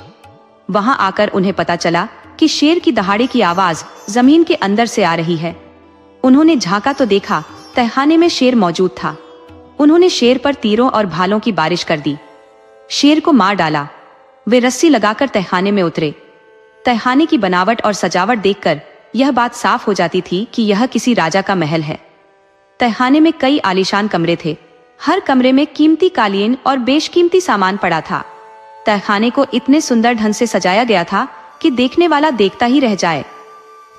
शिकारियों ने पूरे तहखाने की तलाशी ली। जो भी कीमती सामान वे ले जा सकते थे उसे वे समेटने लगे। उन्होंने यह मान लिया कि औरत तो मर चुकी है, लेकिन बच्चे की सांस अभी चल रही है। बच्चा बेहोश था। वे लोग सामान के साथ साथ बच्चे को भी उठाकर ले गए। इस तरह से छोटा सा युवराज शिकारियों के साथ पहाड़ियों पर रहने लगा। उसने शिकारियों से जानवरों का शिकार करने का तरीका भी सीख लिया। वे शिकारी असल में लुटेरे थे, जो रास्ते में जाने वाले राहगीरों को लूट कर अपना काम चलाते थे। समय बीता, युवराज अब नौजवान बन चुका था। अब इन सभी कामों में राजा सूर्य सिंह का बेटा भी उनके साथ हो लिया। लुटेरों में रहकर वह भी उनकी तरह शारीरिक तौर पर मजबूत बन चुका था, लेकिन युवराज यह नहीं जानता था कि वह कौन है, उसके माँ बाप कौन है। वह तो शिकारियों में शिकारी था और लुटेरों में लुटेरा।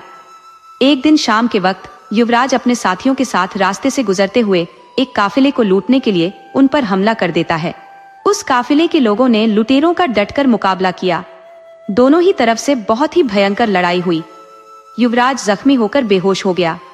अगली सुबह जब उसे होश आया तो उसने देखा कि काफिले का कहीं पर कोई नामो निशान नहीं था। उसके अपने साथी भी कहीं नजर नहीं आ रहे थे।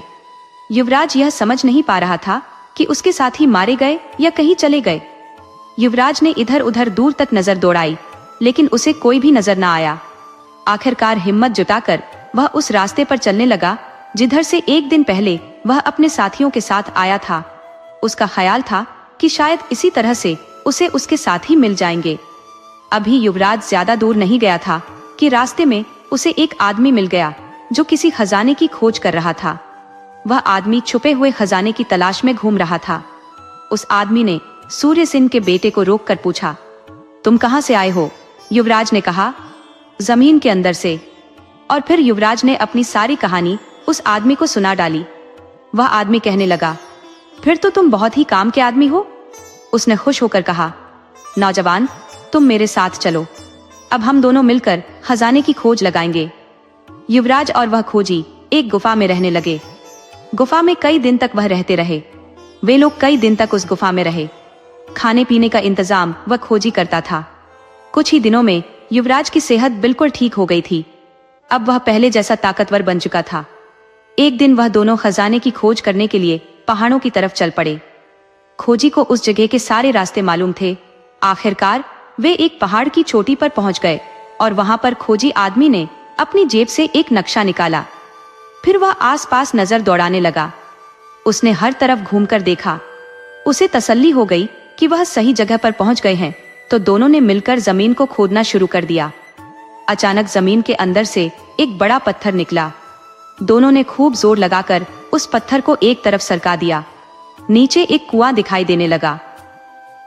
खोजी ने एक बहुत ही मजबूत रस्सा युवराज की कमर पर बांधा और कहा, तुम नीचे कुएं में उतर जाओ। नीचे अगर तुम्हें कुछ खजाना दिखाई दे तो मुझे बताना, मैं टोकरी लटका दूंगा। मेरा ख्याल है कि कुएं में इतना सोना है कि हमने अगर 10 टोकरी भी खींच ली तो सारी उम्र किसी चीज की जरूरत नहीं पड़ेगी।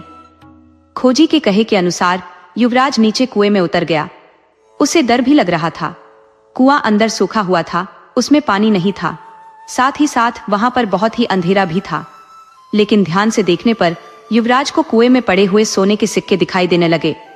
उसने खोजी को आवाज लगाई और कहा, कुएं में सोना है। उसी वक्त खोजी ने एक बाल्टी रस्से की मदद से युवराज के पास पहुंचा दी। युवराज ने उस बाल्टी को सोने से भर दिया। खोजी ने वह बाल्टी ऊपर खींच ली। एक एक करके दूसरी, तीसरी, चौथी और 5वीं बाल्टी सोने से भरकर निकाली गई। अब युवराज कुएं में काफी देर तक इंतजार करता रहा। वहां कुएं में काफी सन्नाटा छाया हुआ था। अचानक गड़गड़ाहट की आवाज हुई। कुएं का मुंह बंद हो गया था। असल में खोजी की नीयत खराब हो गई थी। वह नहीं चाहता था कि युवराज उसके साथ खजाने में हिस्सेदार बने। जो सोना खोजी के हाथ लगा था उसने वह इकट्ठा किया, पत्थर रखकर कुएं का मुंह बंद किया और खुशी खुशी अपने घर वापस चल दिया। खोजी के इस तरह से धोखा दे जाने पर पहले तो युवराज को बहुत ही दुख हुआ, लेकिन फिर वह मन ही मन में अपने आप को तसल्ली देने लगा कि जन्म और मृत्यु तो ईश्वर के हाथ में है। अगर ईश्वर ने मुझे जिंदा रखना चाहा तो कोई ना कोई रास्ता जरूर निकल आएगा। यह सोचकर उसका विश्वास अब कुछ बढ़ गया था। कुछ क्षण के लिए बैठकर वह ईश्वर से प्रार्थना करने लगा कि तभी उसे कुछ आवाज सुनाई दी। ऐसा मालूम होता था कि कहीं से कोई पानी बह रहा हो। अंधेरे कुएं में वह आवाज के पीछे चल दिया कि तभी कुएं में एक दरवाजा नजर आया। दरवाजे के अंदर जाने पर उसके सामने एक बहुत ही सुंदर घाटी थी। घाटी में पहुंचा तो एक नदी बह रही थी, जिसके किनारे किनारे वह चलने लगा। अब युवराज नदी के किनारे किनारे ही अपना रास्ता बना रहा था, क्योंकि उसका अनुमान था कि अगर कोई गांव या बस्ती मिलेगी तो इसी नदी के किनारे पर मिलेगी। काफी देर तक वह किनारे किनारे चलता रहा। अब उसे भूख लग रही थी। वह बिना रुके नदी के किनारे चलता रहा, क्योंकि उसे पक्का विश्वास था कि यह नदी किसी न किसी गांव या नगर से होकर गुजरती होगी।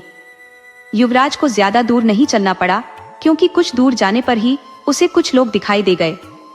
उन लोगों को युवराज कुछ अजीब सा लगा।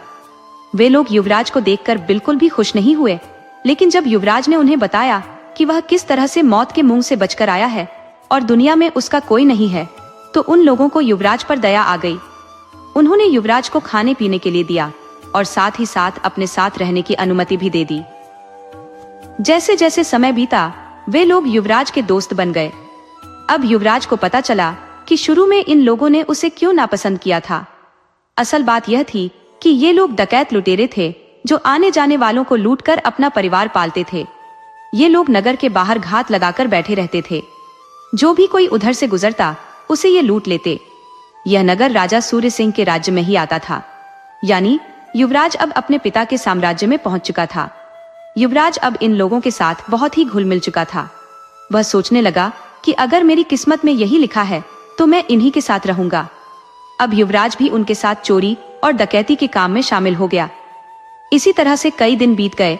इधर नगर के लोग जो इस लूटपाट से परेशान हो चुके थे, वह राजा सूर्य सिंह के पास पहुंचे और महाराज से प्रार्थना करने लगे कि हमें इन लुटेरों और डकैतों की लूटपाट से बचाइए।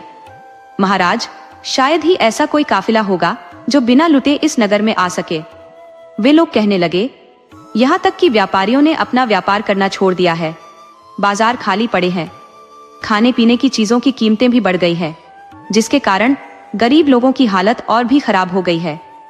राजा सूर्य सिंह को जब यह सब कुछ मालूम हुआ, तो राजा ने इन लुटेरों से निपटने का फैसला किया। उसने अपनी सेना को इकट्ठा किया और डकैतों से मुकाबला करने के लिए चल दिया। कुछ मील का रास्ता तय करने के बाद सूर्य सिंह की सेना डाकुओं के सिर पर जा पहुंची और डाकुओं पर हमला कर दिया। दोनों ही तरफ के लोगों में बड़ा ही घमासान युद्ध हुआ।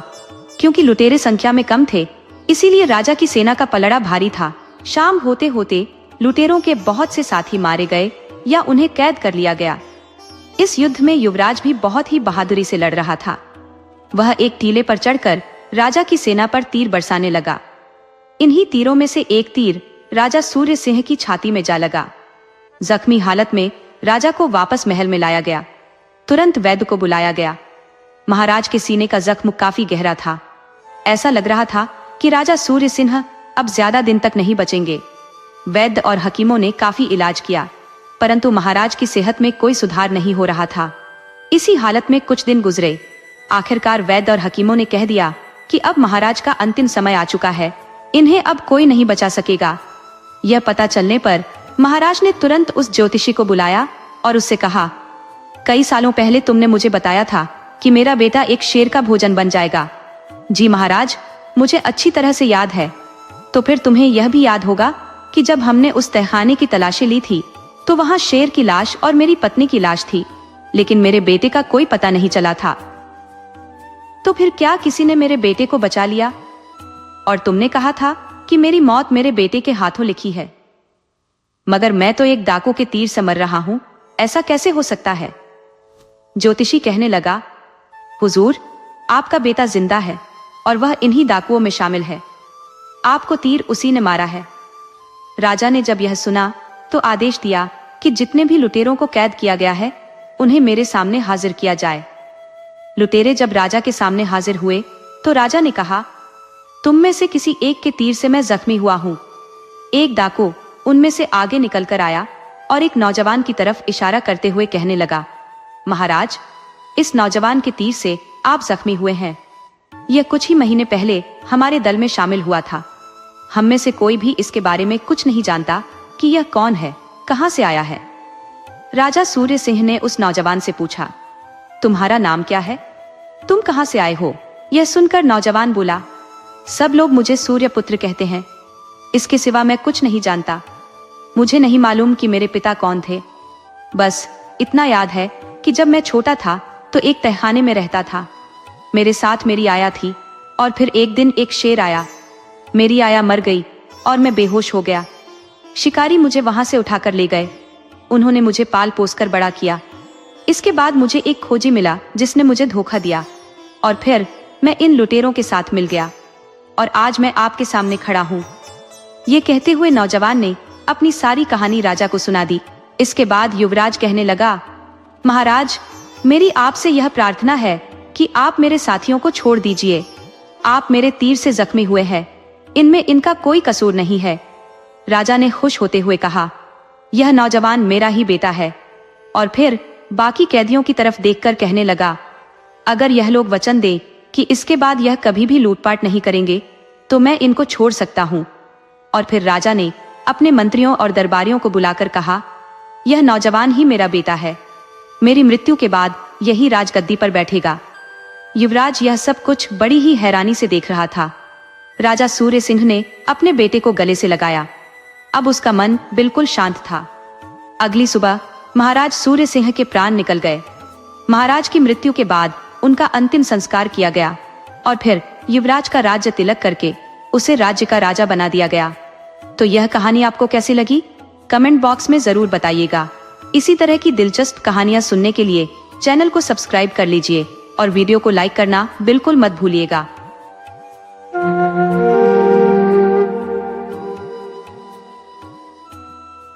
आज मैं आपके लिए एक ऐसी कहानी लेकर आई हूँ जिसमें एक औरत अपने पति के चले जाने के बाद भी हिम्मत नहीं हारती और अपने बेटों को पाल पोस कर बड़ा करती है।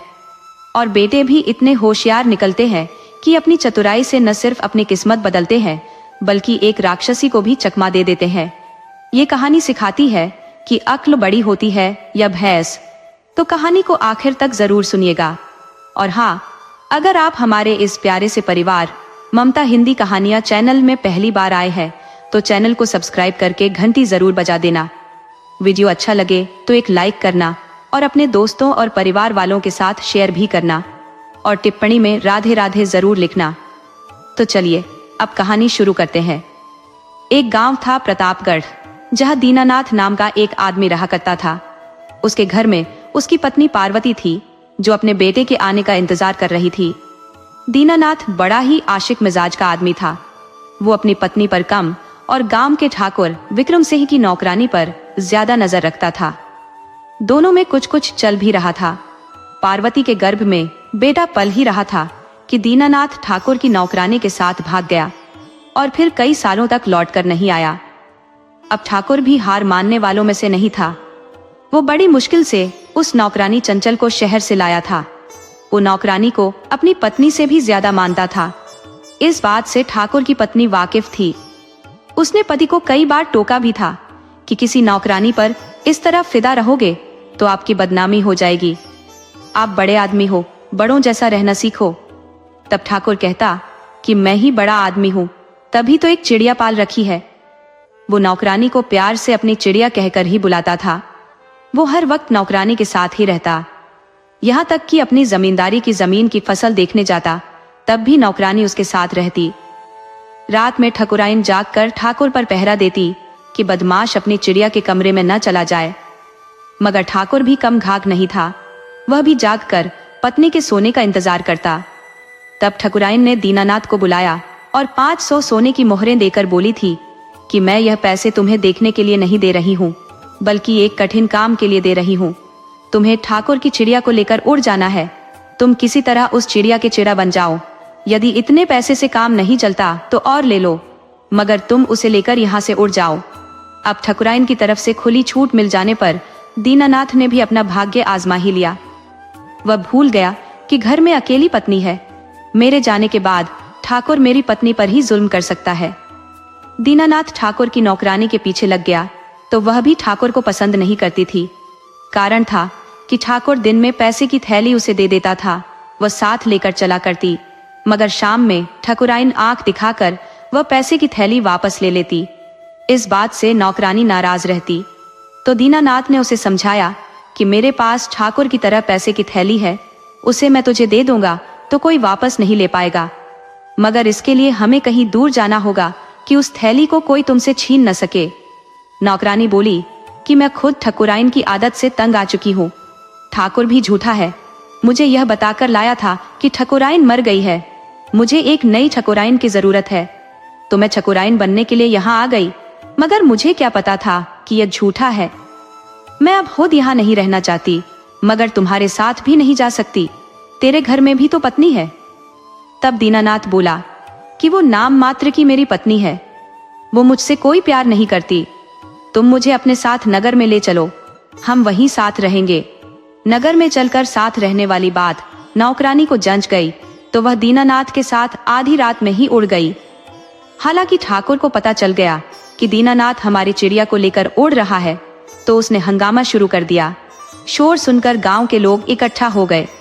वह शहर की तरफ जाने वाले रास्ते पर दीनानाथ का पीछा करने लगे।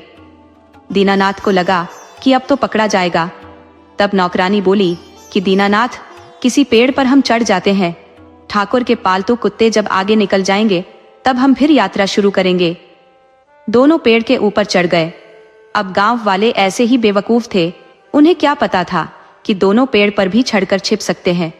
वह दौड़ दौड़ कर थक गए, तो उनमें से किसी ने कहा कि मूर्खों, हम फिजूल में भागम भाग मचाए हुए हैं। घर से भागने वाले कभी सीधे रास्ते नहीं भागते। तुम सब आदमी की बात छोड़ो, अपनी भैंसिया पर सोचो कि जब कभी खूंटा तोड़कर भागती है तो सीधे रास्ते जाती है क्या? उसी तरह भागने वाले उल्टे रास्ते भागते हैं। तब गांव के कई लोग बोले कि भैया, तुम बिल्कुल ठीक कह रहे हो। अब हमारे समझ में बात आ गई है। हम सीधा रास्ता छोड़कर उनकी तलाश खेत में करते हैं। तो सभी खेत की तरफ भाग लिए। उधर नौकरानी बोली कि दीनानाथ, मूर्ख सब गए, अब यही मौका है, हम निकल लेते हैं। दोनों पेड़ से उतरे और आराम से चले गए। ठाकुर को पता चल ही गया था कि दीनानाथ हमारी चिड़िया को लेकर उड़ गया है। तो वह बोला कि हम दीनानाथ की पत्नी को ही अपने घर उठवा लाएंगे, अब वही मेरी नई चिड़िया बनेगी। ठाकुर का एक चमचा दीनानाथ की पत्नी के पास गया और बोला कि तुम्हें ठाकुर ने बुलाया है। स्त्री बोली कि क्यों, मुझसे क्या काम आ पड़ा है? तब उस चमचे ने बताया कि तुम्हारा पति दीनानाथ ठाकुर की चिड़िया को भगा ले गया है। ठाकुर अब तुम्हें अपनी चिड़िया बनाकर रखेंगे। इतना सुनते ही दीनानाथ की पत्नी आग बबूला हो गई। बोली कि दुष्ट, तुझे यह बातें कहते शर्म नहीं आती? चला जा मेरे दरवाजे से, नहीं तो काली हाड़ी से मारकर तेरा और तेरे ठाकुर का कपार फोड़ दूंगी। मेरे पति को तुम दोनों कहाँ छिपाए हो? शाम तक वापस नहीं किए तो राजा के दरबार में तुम दोनों के खिलाफ जाऊंगी और तुम दोनों को फांसी पर चढ़वा दूंगी। तुम दोनों ने मुझे ऐसी वैसी समझ रखा है, ईंट से ईंट बजा दूंगी। चमचा भागकर ठाकुर के पास आया और बोला कि मालिक, घोड़ी बिगड़ैल है, आप उस पर सवारी का ख्याल अपने मन से निकाल दीजिए, नहीं तो लेने के देने पड़ जाएंगे। वो राज दरबार जाने की बात कर रही है। वो यह भी बोली है कि आज शाम तक मेरे पति को लौटा दो, नहीं तो ईंट से ईंट बजा दूंगी। आप सोच लो कि यदि राज दरबार चली गई तो जमींदारी हाथ से निकल जाएगी, आपकी आशिकी जमींदारी पर भारी पड़ जाएगी। यह सुनकर ठाकुर के कान खड़े हो गए। उसने कभी सोचा भी नहीं था कि उसके खिलाफ कोई राज दरबार जा सकता है। वो चमचे से बोला कि अब क्या होगा? अगर सचमुच ससुरी राज दरबार चली गई तो बड़ी मुश्किल खड़ी हो जाएगी। राजा वैसे ही आधा पागल है, वो आशिक मिजाज आदमी पर चढ़ा रहता है। जमींदारी तो जाएगी ही, फांसी भी चढ़ा देगा। अब तुम ही कोई उपाय बताओ। तब चमचा बोला कि मालिक, लोहे से ही लोहा काटा जाता है, आप ठकुराइन को उसे मनाने के लिए उसके पास भेजिए। तब ठाकुर बोला कि बेवकूफ, ठकुराइन सीधी है क्या? यदि यही ठीक रहती तो मुझे चिड़िया रखने की क्या जरूरत पड़ती? उसे जितना मनाने की कोशिश करो, गद्दी जैसा बिदक कर दुलत्ती चलाने लगती है। उसको समझाना और बबूल के पेड़ पर चढ़ जाना दोनों बराबर है। चमचा बोला कि मालिक, चाहे अब कुछ भी हो, आपको उस स्त्री के पास ठकुराइन को ही भेजना पड़ेगा। वैसे भी ठकुराइन आपकी पत्नी है, वह कब चाहेगी कि उसका सुहाग गुजरे। आप अपना काम निकालने के लिए उसका पैर भी पकड़ लेना। आप दोनों का मामला है, आपके सोने वाले कमरे में कौन देखने जाता है कि क्या कर रहे हो। ठकुराइन को मनाने के लिए सभी जतन करना, पांव भी दबाने पड़े तो पीछे मत हटना, रोना पड़े तो उसके आगे रो लेना। कितनी भी कठोर स्त्री हो, पति के आंख में आंसू बर्दाश्त नहीं कर सकती, वह पिघल जाएगी। मालिक, आप बस पत्नी से ही कोई उम्मीद रखो। ठाकुर ने भी सोच लिया कि चमचा ठीक कह रहा है। वह रात में पत्नी के पास गया तो वह तो पहले से बहुत खुश थी। वह अपनी होने वाली सौतन से छुटकारा पा चुकी थी। उसे पूरा उम्मीद था कि दीनानाथ उसे वापस लेकर नहीं आएगा।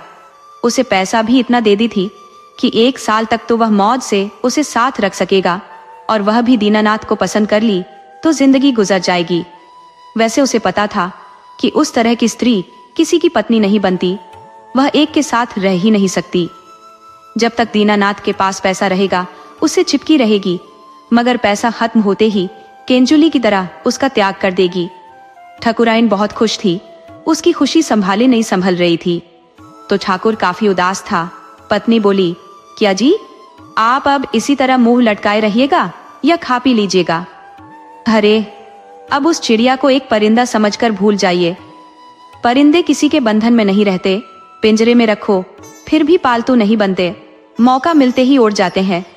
अब आप उसे भूल जाओ और मेरे पर भरोसा रखो, मरते दम तक साथ नहीं छोड़ने वाली। ठकुराइन की बात सुनकर ठाकुर बोला कि भाग्यवान, आप ठीक कह रही हो। पत्नी और बाजारू औरत में यही तो अंतर है कि एक कभी साथ नहीं छोड़ती, दूसरी कभी अपनी नहीं बनती। मैं अब उसके लिए चिंतित नहीं हूँ। मेरी चिंता इस बात से है कि दीनानाथ नौकरानी को लेकर भाग गया है। अब दीनानाथ की पत्नी कह रही है कि कल तक मेरे पति को वापस कर दो, वरना राजा से शिकायत करूंगी कि आपने मेरे पति को कहीं गायब कर दिया है। अब मैं दीनानाथ को कैसे उसे वापस करूं? आप तो जानती हो कि राजा पागल है, सिर्फ औरतों की सुनता है। मुझे फांसी चढ़ा देगा तो आपका क्या होगा? अब आप ही बताओ। ठकुराइन बोली, आप मेरी चिंता मत करो, मुझे आपके बगैर रहने की आदत पड़ गई है।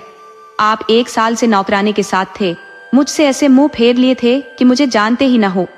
तभी मैं कितना आराम से रह लेती थी, उसी तरह आप नहीं रहोगे तो मैं रह लूंगी। आपने मुझे अकेले रहने की आदत लगा दी है तो मुझे कोई परेशानी नहीं होगी। और आप आज भी खुश मत हो जाना कि आपके पास रहने आई हूँ। मैंने अपने लिए अलग कमरे में व्यवस्था कर ली है। ठाकुर बोला, भाग्यवान, मेरी बात को मजाक में मत लो। दीनानाथ की पत्नी सचमुच राज दरबार गई तो मुझे फांसी लग जाएगी। स्त्री बोली कि कोई बात नहीं, आप अपनी सोचो, मुझे भी कोई दूसरा तोता मिल जाएगा। जैसे आप चिड़िया के साथ रह लेते थे, मैं भी किसी तोते के साथ रह लूंगी। ठाकुर बोला कि आपको यह बात कहते हुए शर्म नहीं आ रही? तब पत्नी बोली कि आपको नौकरानी के साथ रहते हुए शर्म नहीं आई तो मुझे कहते हुए क्यों शर्म आएगी? मैं कोई नया कुछ थोड़े ही करने जा रही हूँ। जो आगे आगे आप कर रहे हो उसे ही पीछे पीछे करती जाऊंगी। मगर आपको मेरी बातें सुनकर मिर्ची क्यों लग रही है? मैं तो कभी आपके हरकतों पर कभी परेशान नहीं हुई। ठाकुर बोला कि मेरी जान पर बनाई है और तुम्हें मजाक सूझ रहा है।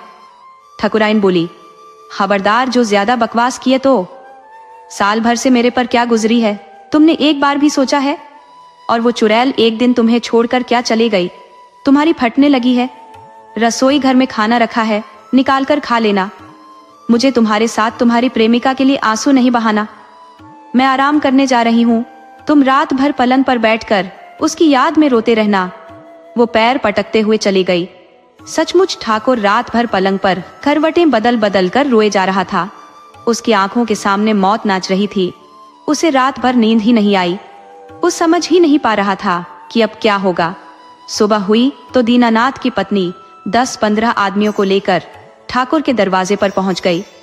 वह बाहर से आवाज लगाई कि ठाकुर, मेरे पति को मारकर कहीं छिपा दिया है तो तू घर से बाहर निकल। बिल्ली की औलाद, मैं तुझे नहीं छोड़ने वाली। तुझे 1 घंटे की मोहलत और दे देती हूँ। मेरे पति को वापस कर दे या फिर तुझे फांसी चढ़ने से कोई नहीं बचा सकता। मैं राज दरबार जा रही हूँ। मेरे साथ गांव वाले भी हैं जो तेरे काले चिट्ठे के कारनामे राजा से बताएंगे। दीनानाथ की पत्नी का उग्र रूप देखकर ठाकुर सहम गया तो ठकुराइन भी डर गई कि सचमुच यह राजा के दरबार में चली गई तो राजा बिना देर किए ठाकुर को निपटा देगा। मैं तो अभी इसे हल्के में ले रही थी, मगर मामला काफी गंभीर है। चाहे ठाकुर कितना भी बुरा है, परंतु है मेरा पति, इसे बचाना चाहिए। वह हिम्मत कर दीनानाथ की पत्नी के पास आई और बोली कि बहन, तुमने बहुत अच्छा कदम उठाया है। दुष्ट आदमी को सबक मिलना ही चाहिए।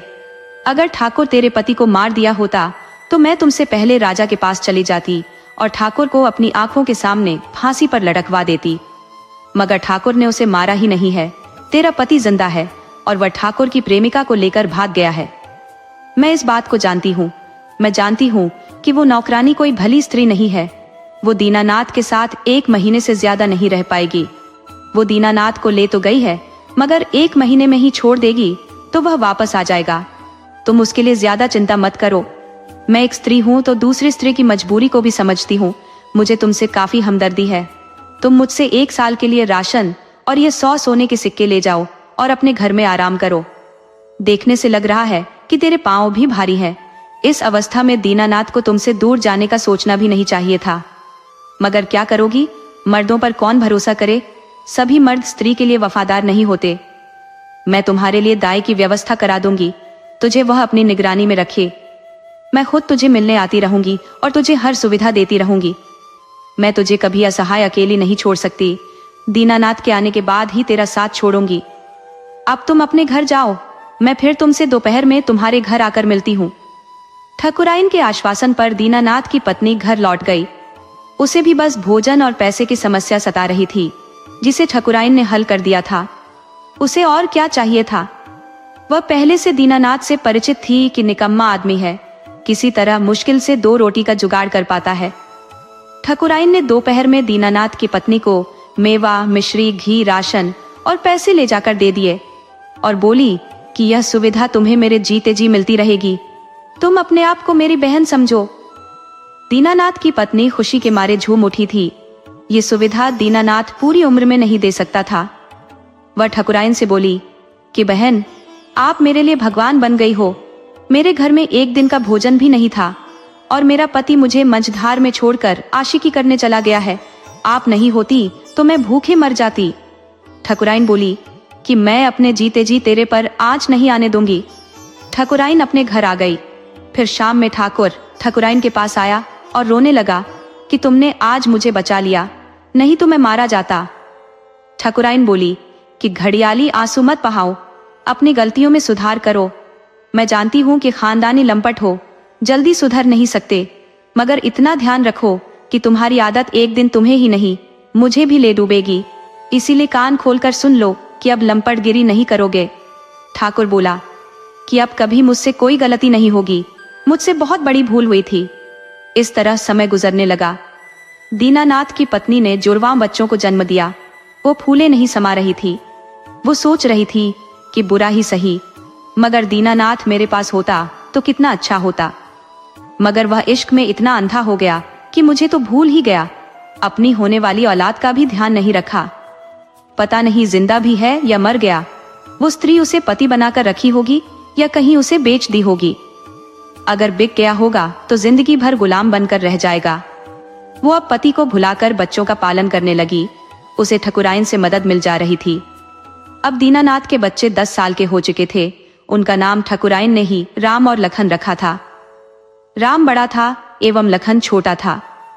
दोनों जुड़वा थे तो जन्म में कुछ मिनटों का फासला था, मगर 1 मिनट का फासला भी कोई मायने रखता है। दोनों बच्चे ठकुराइन से घुल मिल गए थे तो वह भी इन्हें पुत्र की तरह प्यार देने लगी थी। ठकुराइन को कोई पुत्र नहीं था, सिर्फ एक बेटी थी जो दोनों से 2 साल छोटी थी। ठकुराइन राम और लखन की खूब मदद कर देती थी। उधर ठाकुर की आशिकी छोड़े नहीं छूट रही थी। एक दिन नगर की राजकुमारी जंगल में शिकार करने आई थी। वो जंगल में रास्ता भटक गई और गलती से प्रतापगढ़ चली आई।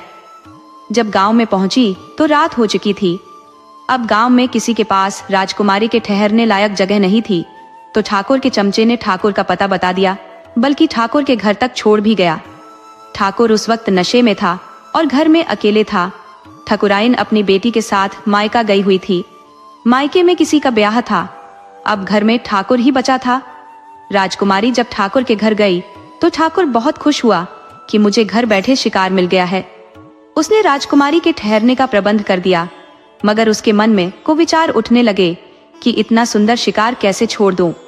वो राजकुमारी के सोने के बाद उसके साथ पलंग पर सो गया। राजकुमारी पहले से सजग थी। वो पुरुष का स्पर्श पाकर सजग हो गई और बोली कि तुम मेरे पलंग से उठकर अपने कमरे में जाओ। तुम्हें नहीं पता कि आग से खेलने की कोशिश कर रहे हो। तुम्हें अपनी उम्र भी देखनी चाहिए। जाओ, मैं तुम्हारी गुस्ताखी माफ कर देती हूँ, जाओ यहाँ से। मगर ठाकुर आदत से मजबूर था। वो बेहयाई पर उतर आया और राजकुमारी से उलझ गया। तो राजकुमारी भी पहले उससे बचने की कोशिश करने लगी, मगर देखी कि यह अब नहीं मानने वाला, इश्क में अंधा हो चुका है। तो उसने अपनी कमर से कटार निकाल ठाकुर के पेट में घुसेड़ दी। ठाकुर उसी वक्त मर गया।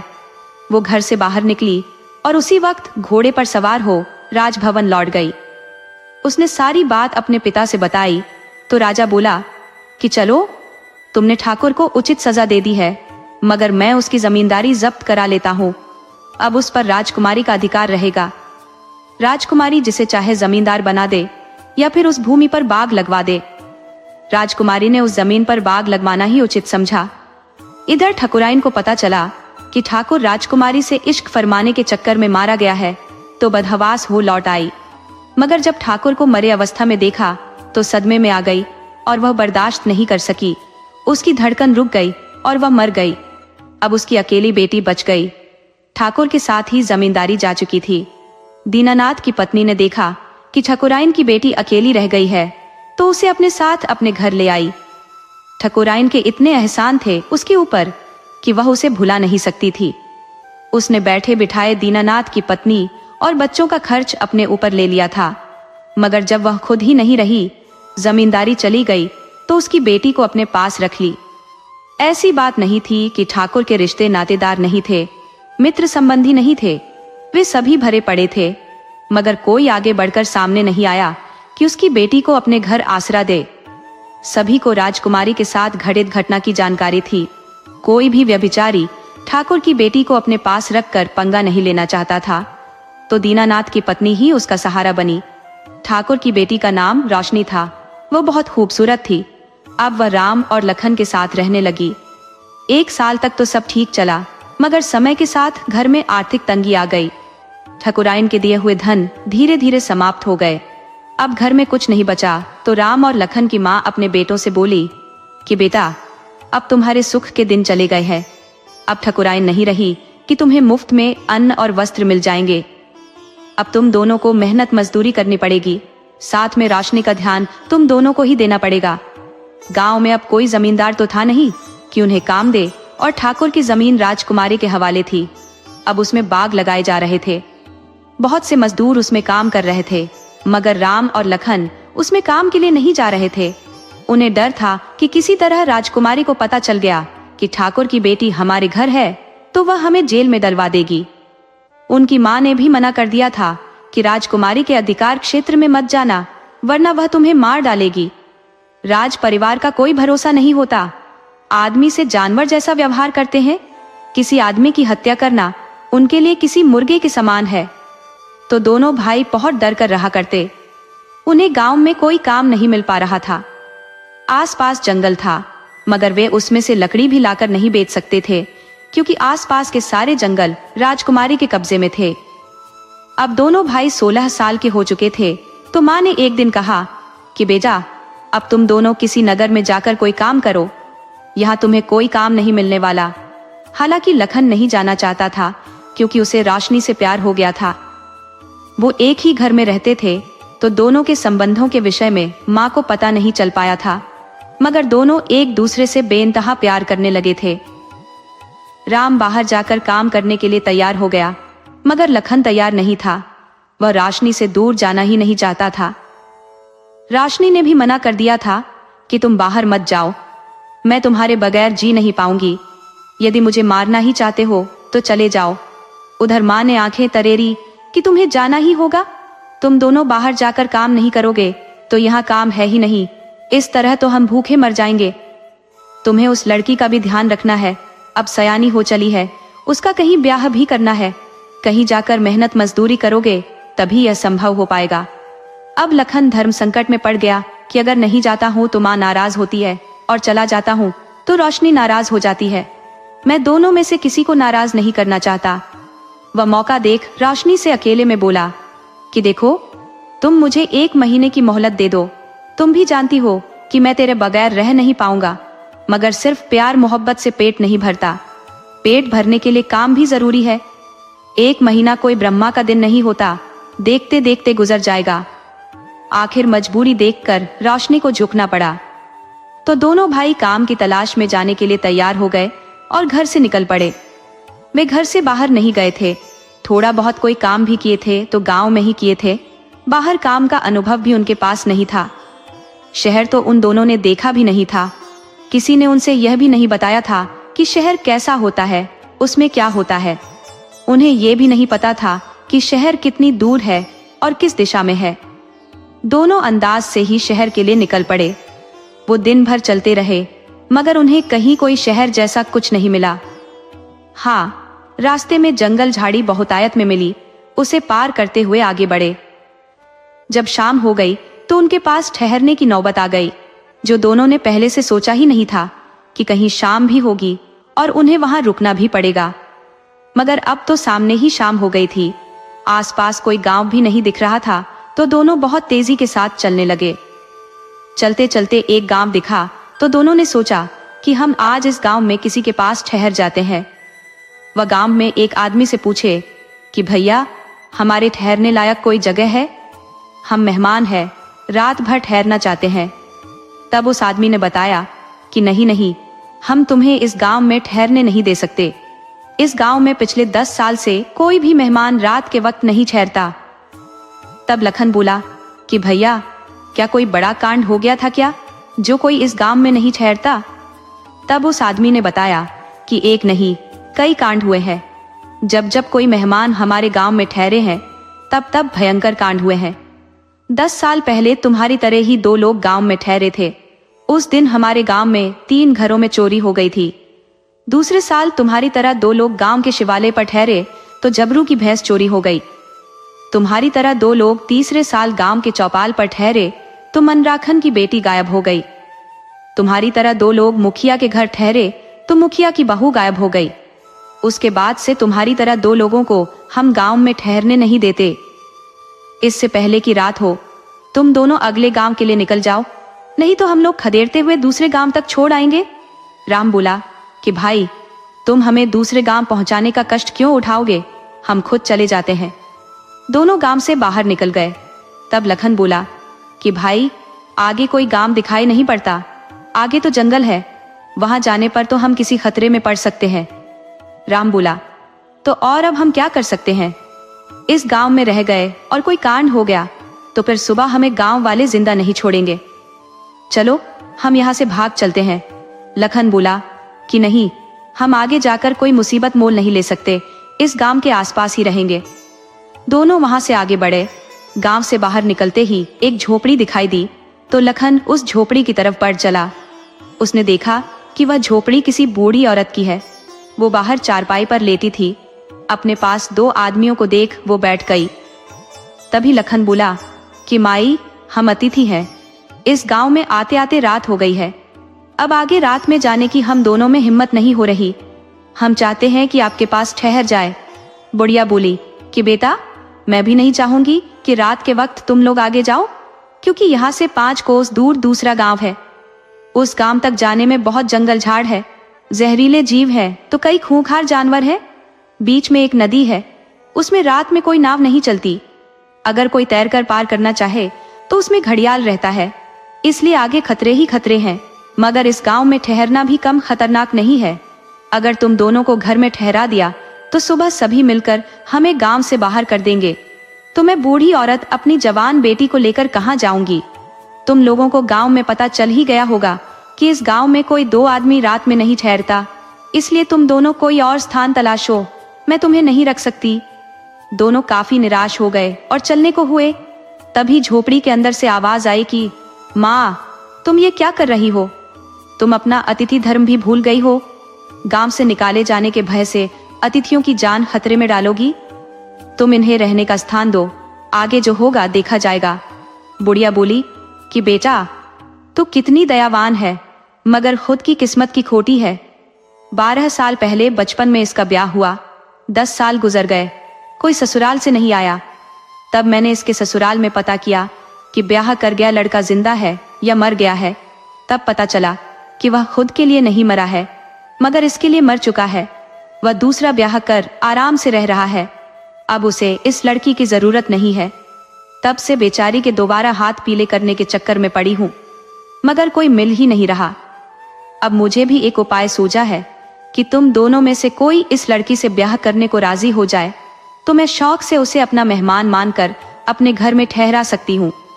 किसी के मेहमान को इस गांव में ठहरने पर रोक नहीं है, सिर्फ अनजान के ठहरने पर रोक है। लखन बोला कि इसमें कौन सी बड़ी बात है, मैं अपने बड़े भाई का ब्याह तेरी बेटी से करा दूंगा, तुम हमें अपने घर ठहरने दो। राम बोला कि लखन, तुम इस लड़की से खुद भी तो ब्याह कर सकता है, मुझे क्यों कह रहा है? लखन बोला, भाई ब्याह कुंवारों की शोभा देता है, शादीशुदा का नहीं, मैं पहले से विवाहित हूँ। राम बोला कि मुझे बेवकूफ मत बनाओ, अभी तुम्हारा ब्याह कहाँ हुआ है? तब लखन बोला कि नहीं हुआ है तो हो जाएगा, इसमें घबराने जैसी कोई बात नहीं है। ये लड़की मेरी भाभी बनाने के योग्य है, तुम अब अपना मुंह बंद रखो। ब्याह वाला लड़का अपनी शादी की बात खुद नहीं करता। वो बुढ़िया से बोला कि माई, बात पक्की, हम भाई का ब्याह आपकी बेटी से ही करेंगे, मगर अभी नहीं, हम नगर में काम की तलाश में जा रहे हैं। काम करने के बाद फिर जब इस रास्ते से वापस लौटेंगे तो अपनी भाभी को विदा कराकर लेते जाएंगे। बुढ़िया बोली, बेटा देखना, मुंह बुढ़िया से झूठ मत बोलना। लखन बोला, मैं आपकी एक बात का बुरा मत मानना, तुम मेरे भाई और बेटी से कुछ देर बात करा दो, फिर देखना भाई सिर के बल लेटता हुआ अपनी भाभी पत्नी को लेने आ जाएगा। बुढ़िया बोली, बेटा हो तो छोटे, मगर बात बड़ों वाली करते हो, मैं तुम्हारी ही तरकीब आजमाती हूँ। बुढ़िया बेटी से बोली कि बेटी, छोटे के लिए खाना यहाँ ला दो तथा बड़े को घर के अंदर ले जाकर खिला दो। लड़की ने बाहर लखन को खाना दे दिया और राम को घर के अंदर ले गई। राम लड़की की सूरत देखते ही मोहित हो गया। दोनों बड़ी देर तक बातें करते रहे, फिर घर से बाहर आकर सो गया। सुबह में जब दोनों जाने लगे तो लड़की की आंख से आंसू निकल गए। लखन बोला कि रोना नहीं, हम कोई चोर बदमाश नहीं है, हम वचन के पक्के हैं, जान दे देंगे मगर अपने वादे से नहीं फिरेंगे। हम जल्दी ही फिर वापस आएंगे और आपको लेकर वापस अपने गांव जाएंगे। इस तरह दोनों वहां से आगे के लिए चल दिए। वह दिन भर चलते रहे मगर उन्हें कोई नगर नहीं मिला। शाम होने को आई तो एक गांव मिला। दोनों काफी थक गए थे तो सोचे कि अब आगे नहीं जाएंगे, आज की रात अब इस गांव में बिता देंगे। वो गांव से बाहर एक चबूतरे पर बैठकर विश्राम करने लगे तो वहां एक आदमी आया तो अनायास लखन पूछ लिया कि भैया, इस गांव में ठहरने लायक कोई जगह है? तो वह आदमी बताया कि हाँ, इस गांव में एक जगह है, यह मक्खी सेठ रहते हैं, वह है बहुत बदमाश आदमी। वो किसी भी मेहमान को काम का लालच देता है। वो इतना ज्यादा मजदूरी देने की बात करता है कि कोई सोच भी नहीं सकता। आदमी उसकी बातों में आ जाते हैं और उसके यहाँ काम करने लगते हैं। वह खाने को बहुत अच्छा देता है मगर काम कराकर कोई पैसा नहीं देता, इसलिए मुसाफिर बनकर उसके पास रह जरूर लेना, मगर काम के लालच में मत फंसना। लखन ने उस आदमी की बात याद कर ली। वो मक्खी सेठ का घर खोजता हुआ उसके घर चला गया। दोनों भाई उसके यहाँ जाकर ठहरने का आसरा मांगे तो मक्खी सेठ ने दोनों को अपने पास ठहरा दिया। वह खाने को बहुत अच्छा भोजन दिया तथा रात में दोनों से बहुत मीठी मीठी बातें की कि मैं अपने पास कोई भी आदमी रखता हूँ तो उसे 5 गुना ज्यादा मजदूरी देता हूँ। आप दोनों किसी काम से मजदूरी करने या काम से जा रहे हो तो आगे मत जाओ, हमारे पास ही काम करो, मैं आप दोनों को यही काम दे दूंगा। तब लखन बोला कि नहीं भैया, हम कोई काम से नहीं जा रहे, अभी एक रिश्तेदारी में जा रहे हैं और वहां से लौटने के बाद मैं आपके यहाँ रहकर काम करेंगे, आपके पास और भी 10 एक आदमी लेकर आएंगे। लखन उसी की तरह की बात करके आगे निकल लिया। तीसरे दिन दोनों चलते रहे। वह दिन भर चलते रहे मगर उन्हें आगे कोई गांव मिला ही नहीं। वह चलते चलते एक जंगल में पहुंच गए। सोचे कि जंगल छोटा होगा, शाम से पहले हम जंगल को पार कर जाएंगे, मगर वह शाम तक घनघोर जंगल के बीच चले गए। उधर रात होने को आ रही थी। दोनों काफी डर गए। उन्हें समझ नहीं आ रहा था कि क्या करें। इस जंगल में खतरनाक जानवर हो सकते हैं, अब उनसे कैसे निपट पाएंगे? वह मारकर हमें खा जाएंगे। राम लखन से बोला कि भाई, हम अब बुरी तरह फंस गए हैं। लखन बोला कि भाई, हम चालाकी से ही अब बच सकते हैं, हम चलिए पहले रहने का कोई आसरा खोजें। राम बोला कि इस जंगल में हमें कोई आसरा मिल जाए ये संभव नहीं दिखता। मेरी भाभी पत्नी का क्या होगा जो मैं यहाँ मर गया? लखन बोला, और मेरी भाभी पत्नी का क्या होगा अगर मैं मर गया तो? राम बोला, तेरी भाभी पत्नी कहाँ है? तू मेरी पत्नी को ही तो अपनी भाभी पत्नी नहीं बता रहा। तब लखन बोला, तू मूर्ख ही रह गया, अरे मेरी भाभी पत्नी रोशनी है। राम बोला, मेरे सामने बोल दिया सो बोल दिया। माँ के सामने कभी मत बोलना, वरना बहुत मारेंगी तुझे। वो उसे अपनी बेटी मानती है। लखन बोला कि वह किस किस को मारेंगी? वह रोशनी को कैसे मारेंगी? वह मुझसे ही प्रेम करती है। उसी ने तो मना किया था कि मत जाओ, तो मैं आने को तैयार नहीं था। राम बोला, भाई अब हमें अपनी भावी पत्नियों के लिए जिंदा रहना होगा। चलो कोई जल्दी से आसरा खोजते हैं। दोनों जंगल में रहने के लिए घर खोजने लगे कि सचमुच उन्हें जंगल में एक घर मिल गया। वो बिना सोचे समझे उस घर में घुस गए। उन्हें नहीं पता था कि यह घर एक दानव का है। वह घर में प्रवेश कर गए तो देखा कि एक स्त्री सो रही है। वह स्त्री किसी की आहट पाकर जाग गई। वो देखी कि 2 मनुष्य मेरे घर में घुस आए हैं, तो वह बहुत खुश हुई कि चलो हमें आज बैठे बिठाए सुंदर आहार मिल गया है। वह दानव की बहन थी। दानव कब से बहन के लिए वर की तलाश कर रहा था, मगर उसे कोई दानव मिल नहीं रहा था। इस बात से दानव की बहन भी परेशान थी। उसकी उम्र निकली जा रही थी। अचानक से उसके मन में ख्याल आया कि यदि मैं इन दोनों को खा जाती हूँ तो एक दिन का भोजन मिल पाएगा, मगर इनसे ब्याह कर लेती हूँ तो जीवन भर आनंद देंगे। मेरा भोजन तो कोई जीव जंतु भी बन सकता है।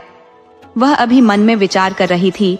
इधर दोनों भाइयों की धोती ढीली हुई जा रही थी कि कहाँ आकर फंस गए। अब तो जान बचनी भी मुश्किल है। तभी दानवी बोली कि तुम दोनों बहुत प्यारे हो, देखकर जी करता है कि ब्याह कर लूं। तब राम बोला कि माफ करना, मैं आपसे ब्याह नहीं कर सकता। मैं दूसरी स्त्री को वचन दे आया हूं। लखन ने राम का कान खींचा कि बेवकूफ, मौके की नजाकत को समझ। यहां तुमसे कोई प्रमाण पत्र नहीं मांगा जा रहा। ये सच बोलकर नहीं, छल से बचा जा सकता है। ये बात इशारे में समझाया कि जरा सी गलती जिंदगी पर भारी पड़ सकती है, तू ज्यादा सत्यवादी मत बन। लखन बोला कि हे परम सुंदरी, मैं आपसे ब्याह को तैयार हूँ। मेरा भाई भी आपसे ब्याह को तैयार है, बस थोड़ा शर्मा रहा है। दानवी बोली कि मैं तुम दोनों से ही ब्याह करूंगी। लखन बोला, हम दोनों जब एक साथ आपसे ब्याह करेंगे तभी आप हमसे पूरी तरह संतुष्ट हो पाओगी, वरना एक आदमी तो आपका कुछ नहीं कर पाएगा। वैसे आप बहुत ही रूपवती हो, जी करता है कि अभी खड़े खड़े आपसे ब्याह कर ले।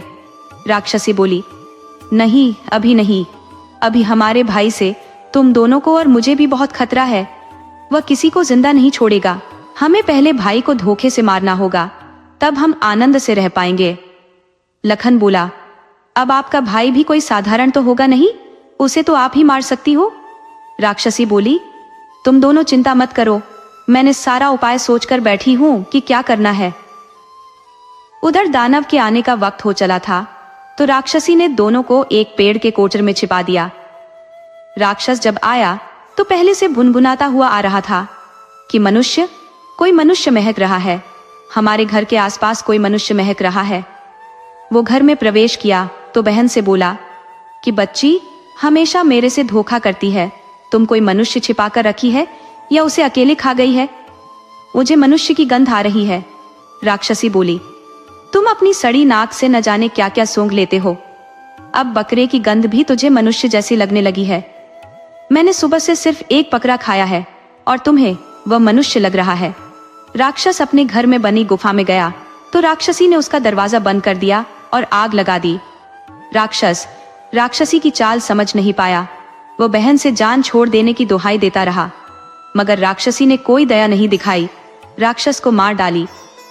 फिर दोनों को पेड़ के कोटर से निकाल लाई और बोली कि अब तुम दोनों से ब्याह करूंगी। लखन बोला कि हम भी चाहते हैं कि तुम जल्दी हमारी दुल्हन बन जाओ, मगर हम ब्याह के लिए कोई सामग्री साथ नहीं लाए हैं। हम अपने साथ आपके लिए वस्त्र, गहने और ब्याह के लिए एक पंडित लाना चाहते हैं। हम तीनों को एक साथ सोने के लिए एक बड़े पलंग की जरूरत पड़ेगी, तो हम एक लोहार भी साथ लाना चाहते हैं। हम ब्याह बड़ी धूमधाम गाजे बाजे के साथ करना चाहते हैं। राक्षसी बोली कि नहीं, हमारे यहाँ इस तरह ब्याह नहीं होता। बस स्त्री पुरुष मिल गए, ब्याह हो गया। लखन बोला, यह भी कोई ब्याह होता है जिसमें हजारों मन मिठाई न बने, हजारों लोग खाए नहीं? और फिर तुम सोचो कि जंगल से जब हमारे साथ गांव में चलोगी तो कितना आनंद आएगा। गांवों में हजारों आदमी होते हैं, हजारों पशु होते हैं, तुम रोज मजे उड़ाओगी। सोचो, जरा दिमाग से सोचो कि कितने मजे के दिन होंगे। राक्षसी बोली, तो ठीक है, जाओ बारात ले आओ। लखन बोला, ऐसे कैसे आ जाए, उसमें बड़े खर्चे पड़ेंगे जो हमारे पास नहीं है। राक्षसी बोली, खर्चे से क्यों डरते हो, मेरे पास सोने के कई घड़े हैं, उसमें से अभी 2 दे देती हूँ और 20 घड़े ब्याह में साथ लेकर चलूंगी। अब तुम जल्दी से जाओ और बारात लेकर आओ, अब मुझसे रहा नहीं जाता। लखन बोला, रहा तो मुझसे भी नहीं जा रहा, मगर नियम तो नियम है, उसे पूरा करना होता है। हम 3 दिन में बारात लेकर आते हैं, आप वादे से मुकर मत जाना।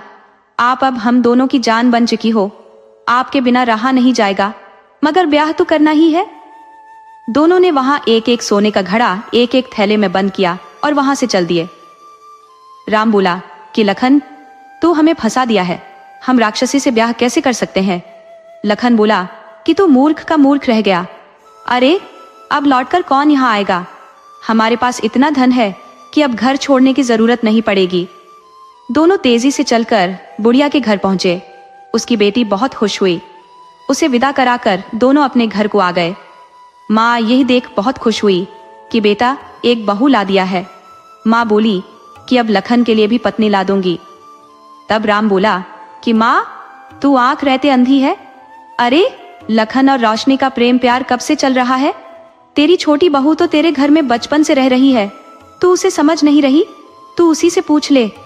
रोशनी ने हाँ में सिर हिला दिया तो माँ ने दोनों का विधिवत ब्याह करा दिया। सभी खुशी खुशी रहने लगे।